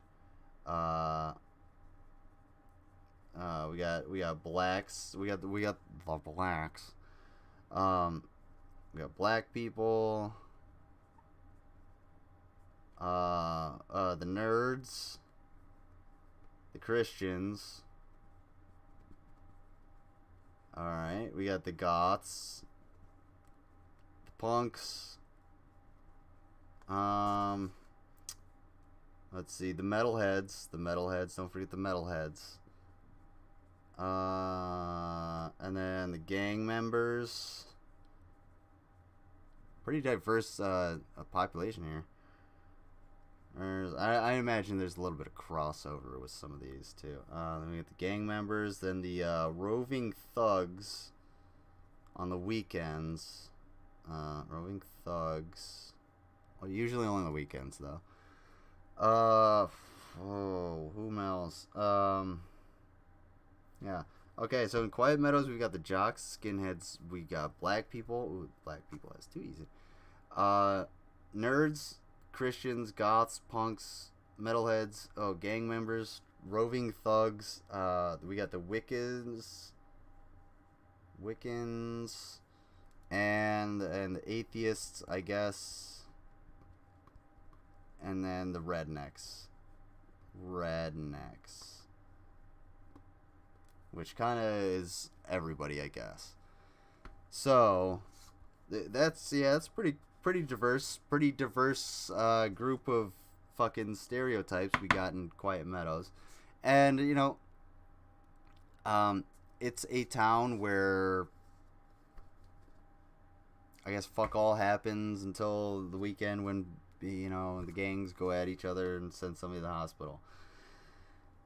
So that was like the first 6 goddamn pages, basically. And then for the last of it, and yeah, that literally just that sums up basically the entire 6 pages. Is Quiet Meadows is a town filled with cliches and stereotypes that honestly have no real correlation to each other or have any true function, within the society.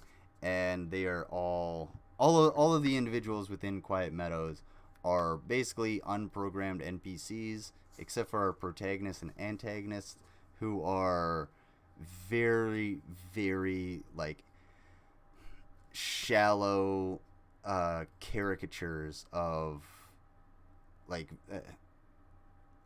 I don't know, an antagonist and a protagonist in a story. That's about it. Oh yeah, there's no adults.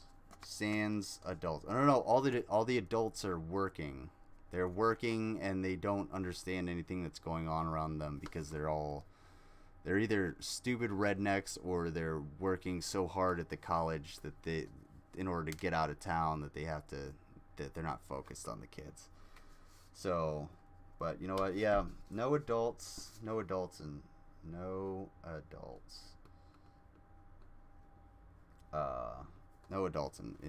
Quiet Meadows. We don't do that. We don't do adults in Quiet Meadows. Not at all. Alright. So that was the first several pages. Okay. That was basically... Hold on.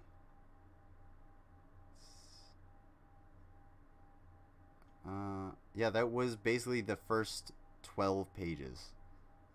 10 or 12 pages. What is this Warp Charlie Brown Halloween special, man? I don't know, dude. Someone sat on the tape. Alright, for the next fucking 12 or 13 pages, we have... Let's try and figure out what the fuck happened. Because this is going to be a wild one. This is going to be weird.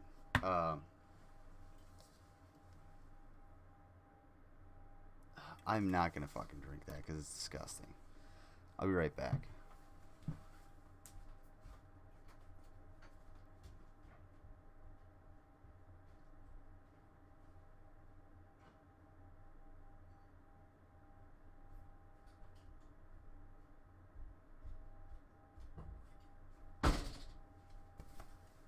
Whoopsie. Sorry. Alright.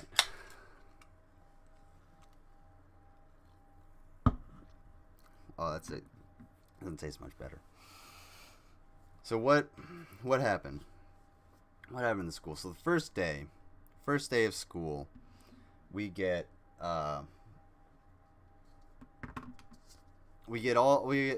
of our groups. They're all doing their thing. Of course, we have the jocks are beating up on some disabled kid. Of course. And that's all happening while the black people are on the other side of the parking lot, blaring away their rap music as they do, you know. And then as this poor kid, Tim was his name, as Tim is getting beat up, it begins to escalate, and it does escalate to a very oddly extreme point. So these kids are beating up on Tim, and they're literally beating the fucking shit out of him. Like, they're fucking kicking him, breaking his glasses, punching him, you know, and everybody's just gathered around while the jocks are doing this stuttering disabled kid, and they're about to light his books on fire, and I said it before, it's basically like a fucking lynching. They're about to murder this kid, and all of a sudden, out of nowhere, this black Cadillac just comes up, blaring Pantera, doing burnouts and shit. And everybody stops and looks at him. Looks at it, and it's dripping blood. And, the Cadillac is dripping blood. And so the driver flicks a cigarette into this woman's, in between this woman's breasts because of the shirt that she was wearing, which exposed her breast while she was standing on the sidewalk wearing that shirt that exposed her breast. We have to make that clear because it wasn't clarified enough in that quote unquote paragraph. So once that happened, the dude did this Damien character, who we now know as Damien character, drove around to the black people who were on the other side of the parking lot, annoyed them to the point that it caused one of them to a young black woman girl to boobs. Got it. Boobs are great. Unless they're Shani's boobs.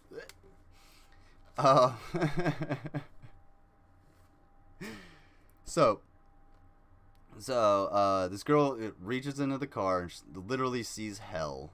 And I'm not making any of this up. This is the actual sequence of events in this book. She jumps into the car, sees literal hell. He reaches back, grabs her ass, and pulls her into the car. Now, mind you, she's a teenager. Everybody else is a teenager. The person that is driving that vehicle is the devil. They are not a teenager. This is Satan.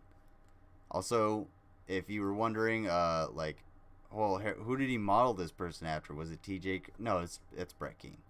That's Brett Keane. That's exactly who Brett Keane is. That's who Brett Keane is.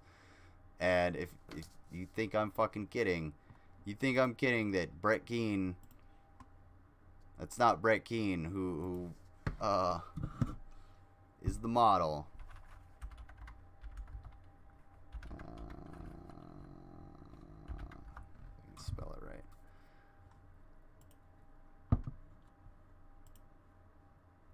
All right. Let's see. Let's see. Where you at, Brett? Where's your face? How sad. Yeah, you think that's not who the hell do you think he modeled that fucking the Damien character after? Who do you think he modeled that motherfucker after? I wonder. And if you think he's 6'6", 250 pounds, no, he's like 5'8", 350, and completely sedentary. Probably more so than Shani, which is extremely surprising because Shani is basically 100% sedentary herself. So, yeah. Yeah, there's that. All right, so, anyway. So, Damien leaves out of the parking lot, screeches out of the parking lot with this black girl that he's kidnapped and sexually assaulted at this point. And when he does that,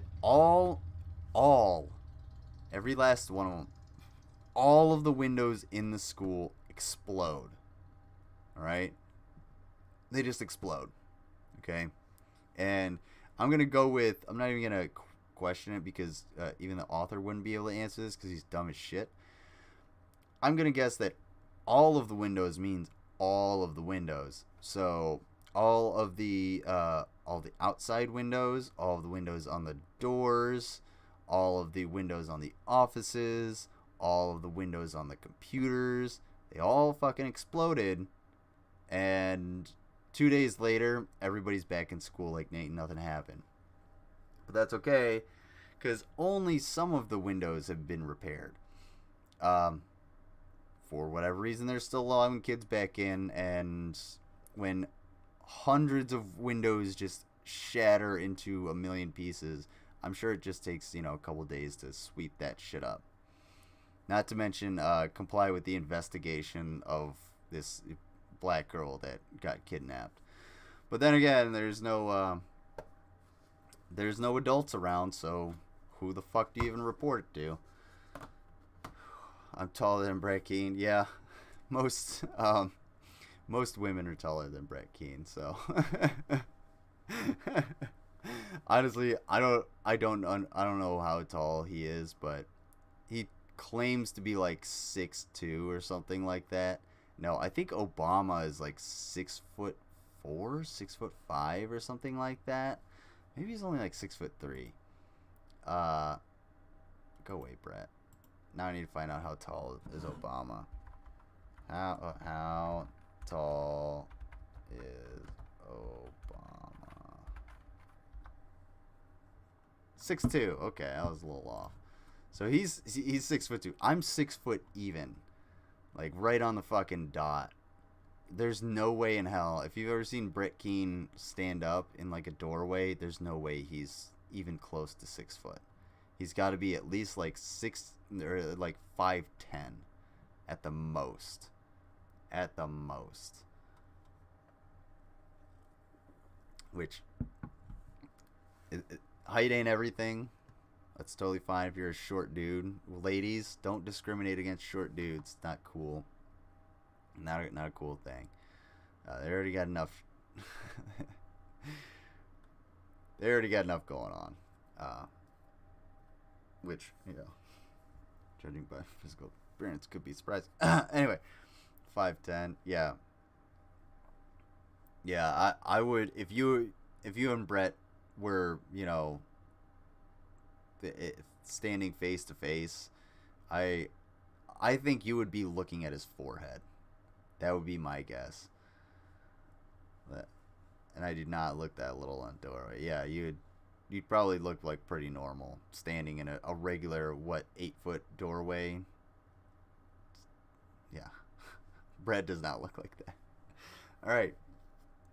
So speaking of doorways, so all of the windows have been destroyed in the school. That a couple days later, literally 2 days later, they tell the students, hey, you're gonna come back, and during a single lunch period, the jock Moose and his cackling hyena pack of rabid weirdo friends that are all roided out, apparently,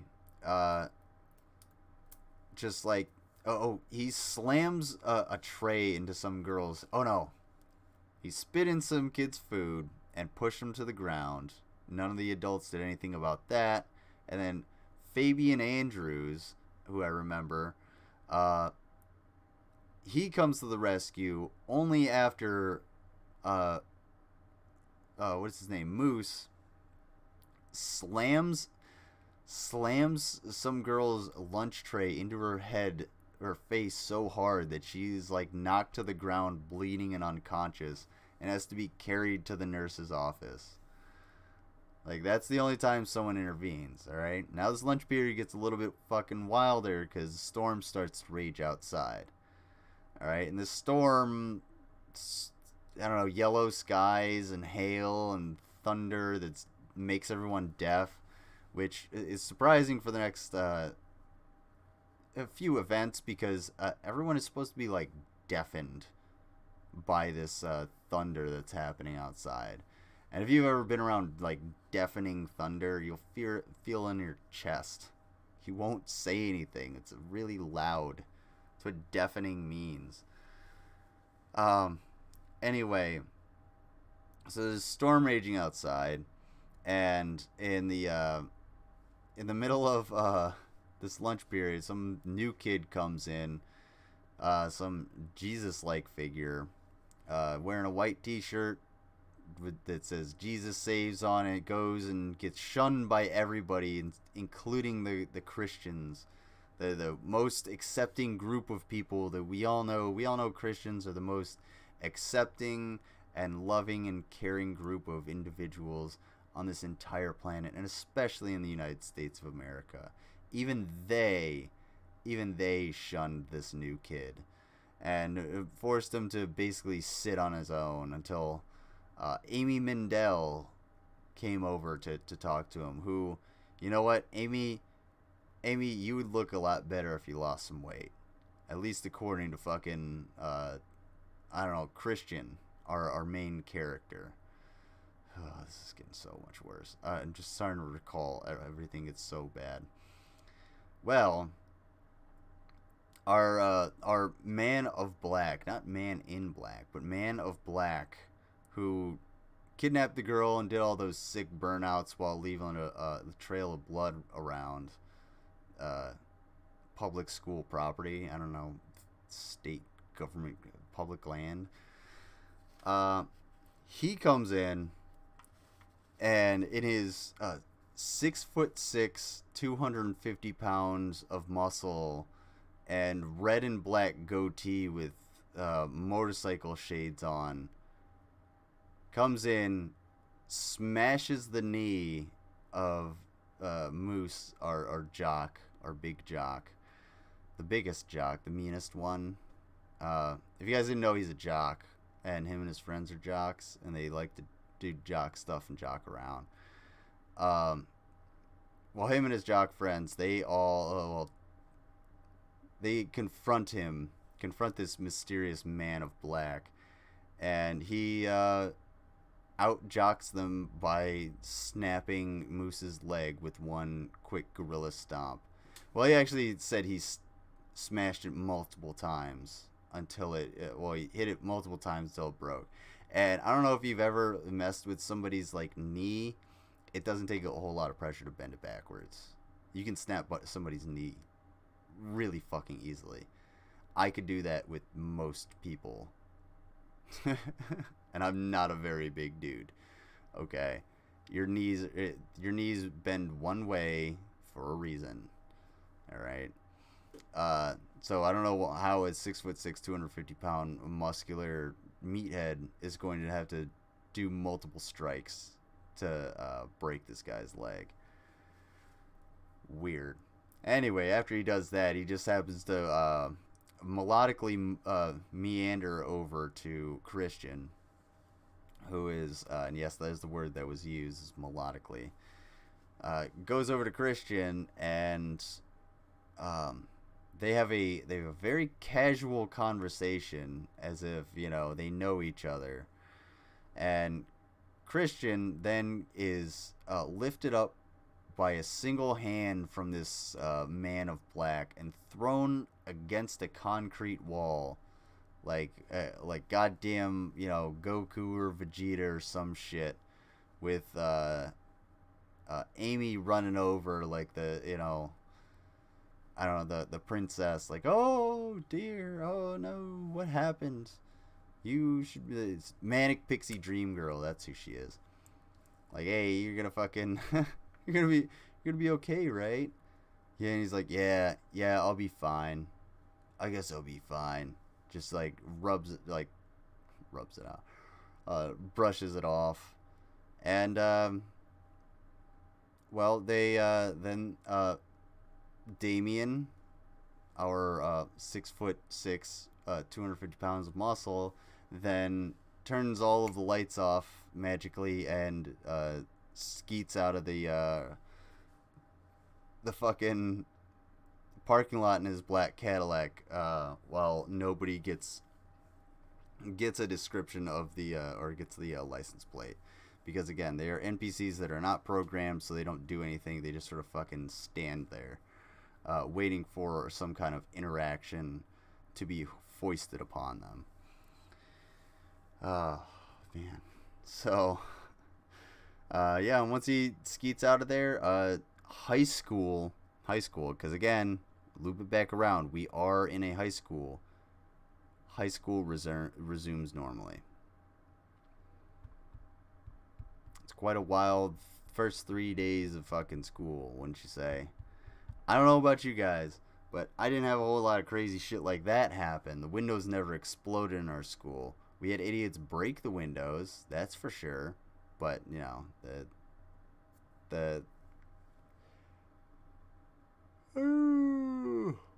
well, the windows never exploded. Oh, man. Well,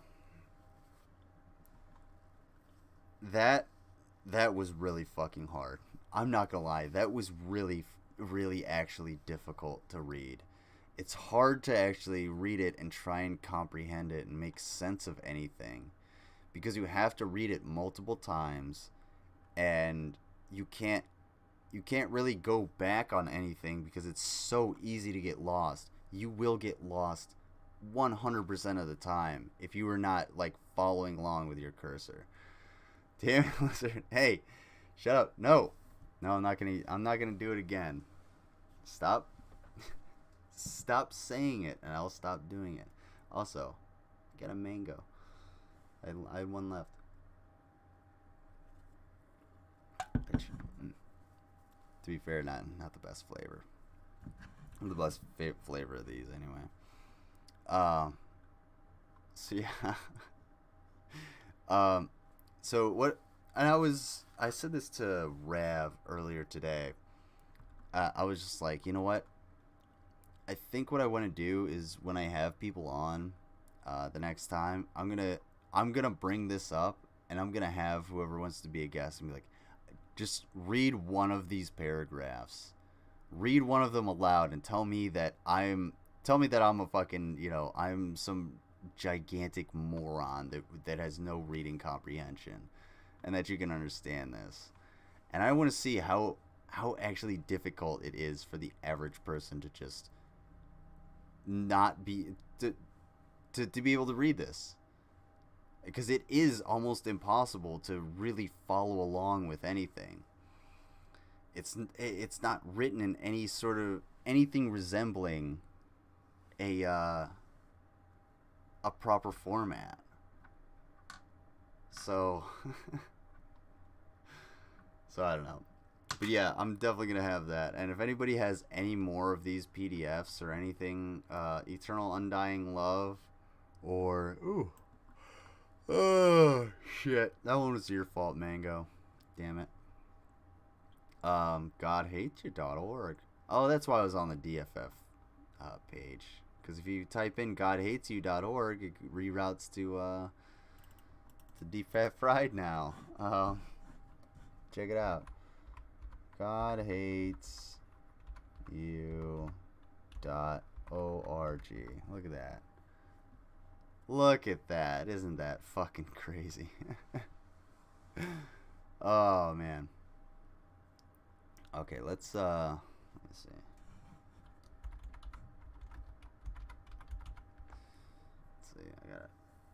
got 7 people in here. Still, that apparently find me entertaining for some fucking reason. But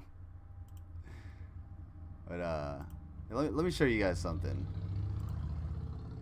Look at this picture. Look at the picture that's on the screen. Just take a quick gander at that, and tell me what you think. I love the website redirect. Yeah, me too. It's fucking great.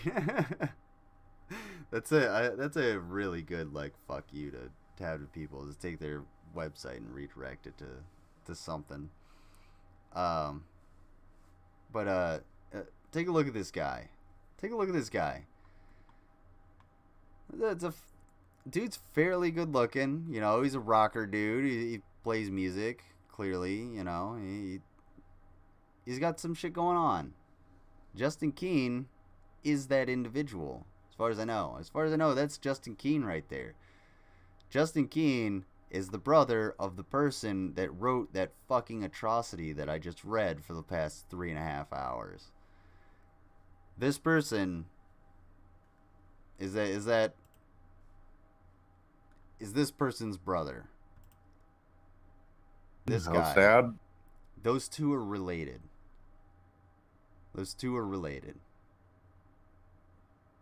And we're gonna we might listen to a little bit of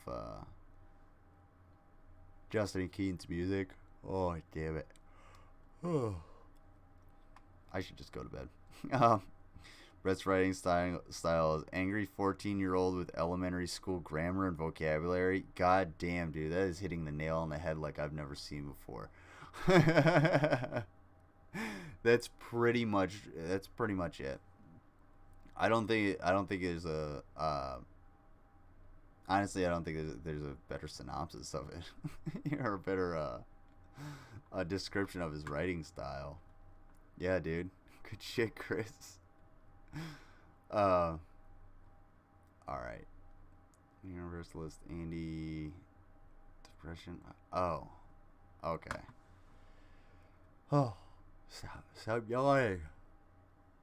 All right. You need to sleep, Lizard. Gotta take care of the human suit. Get back under your heat lamp. Yeah, man. Like this thing gets a little cramped. I'm not gonna lie. It's a little toasty in here, but that heat lamp, it just gets all the good muscles. And I got a rock too. I got that thing heating up. I got it warming up.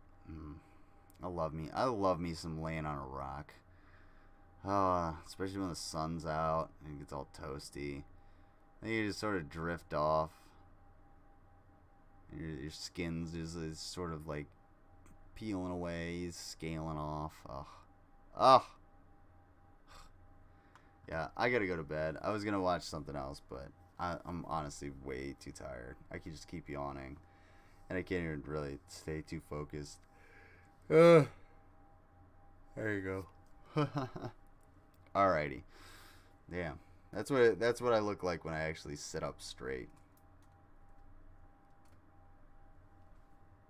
Slouch. spend most of my fucking days standing anyway. All right, that's it. That's a wrap. That's the way the news goes. I really appreciate everybody for coming by. Thank you again to Keane for not only your donation but your very, very kind words and your support. And thank you to everybody who subscribed and everybody who hit that like button and everybody who's in the chat and everybody who's watching. And if you aren't here watching or doing any of those things, well, then I don't understand how you got this message.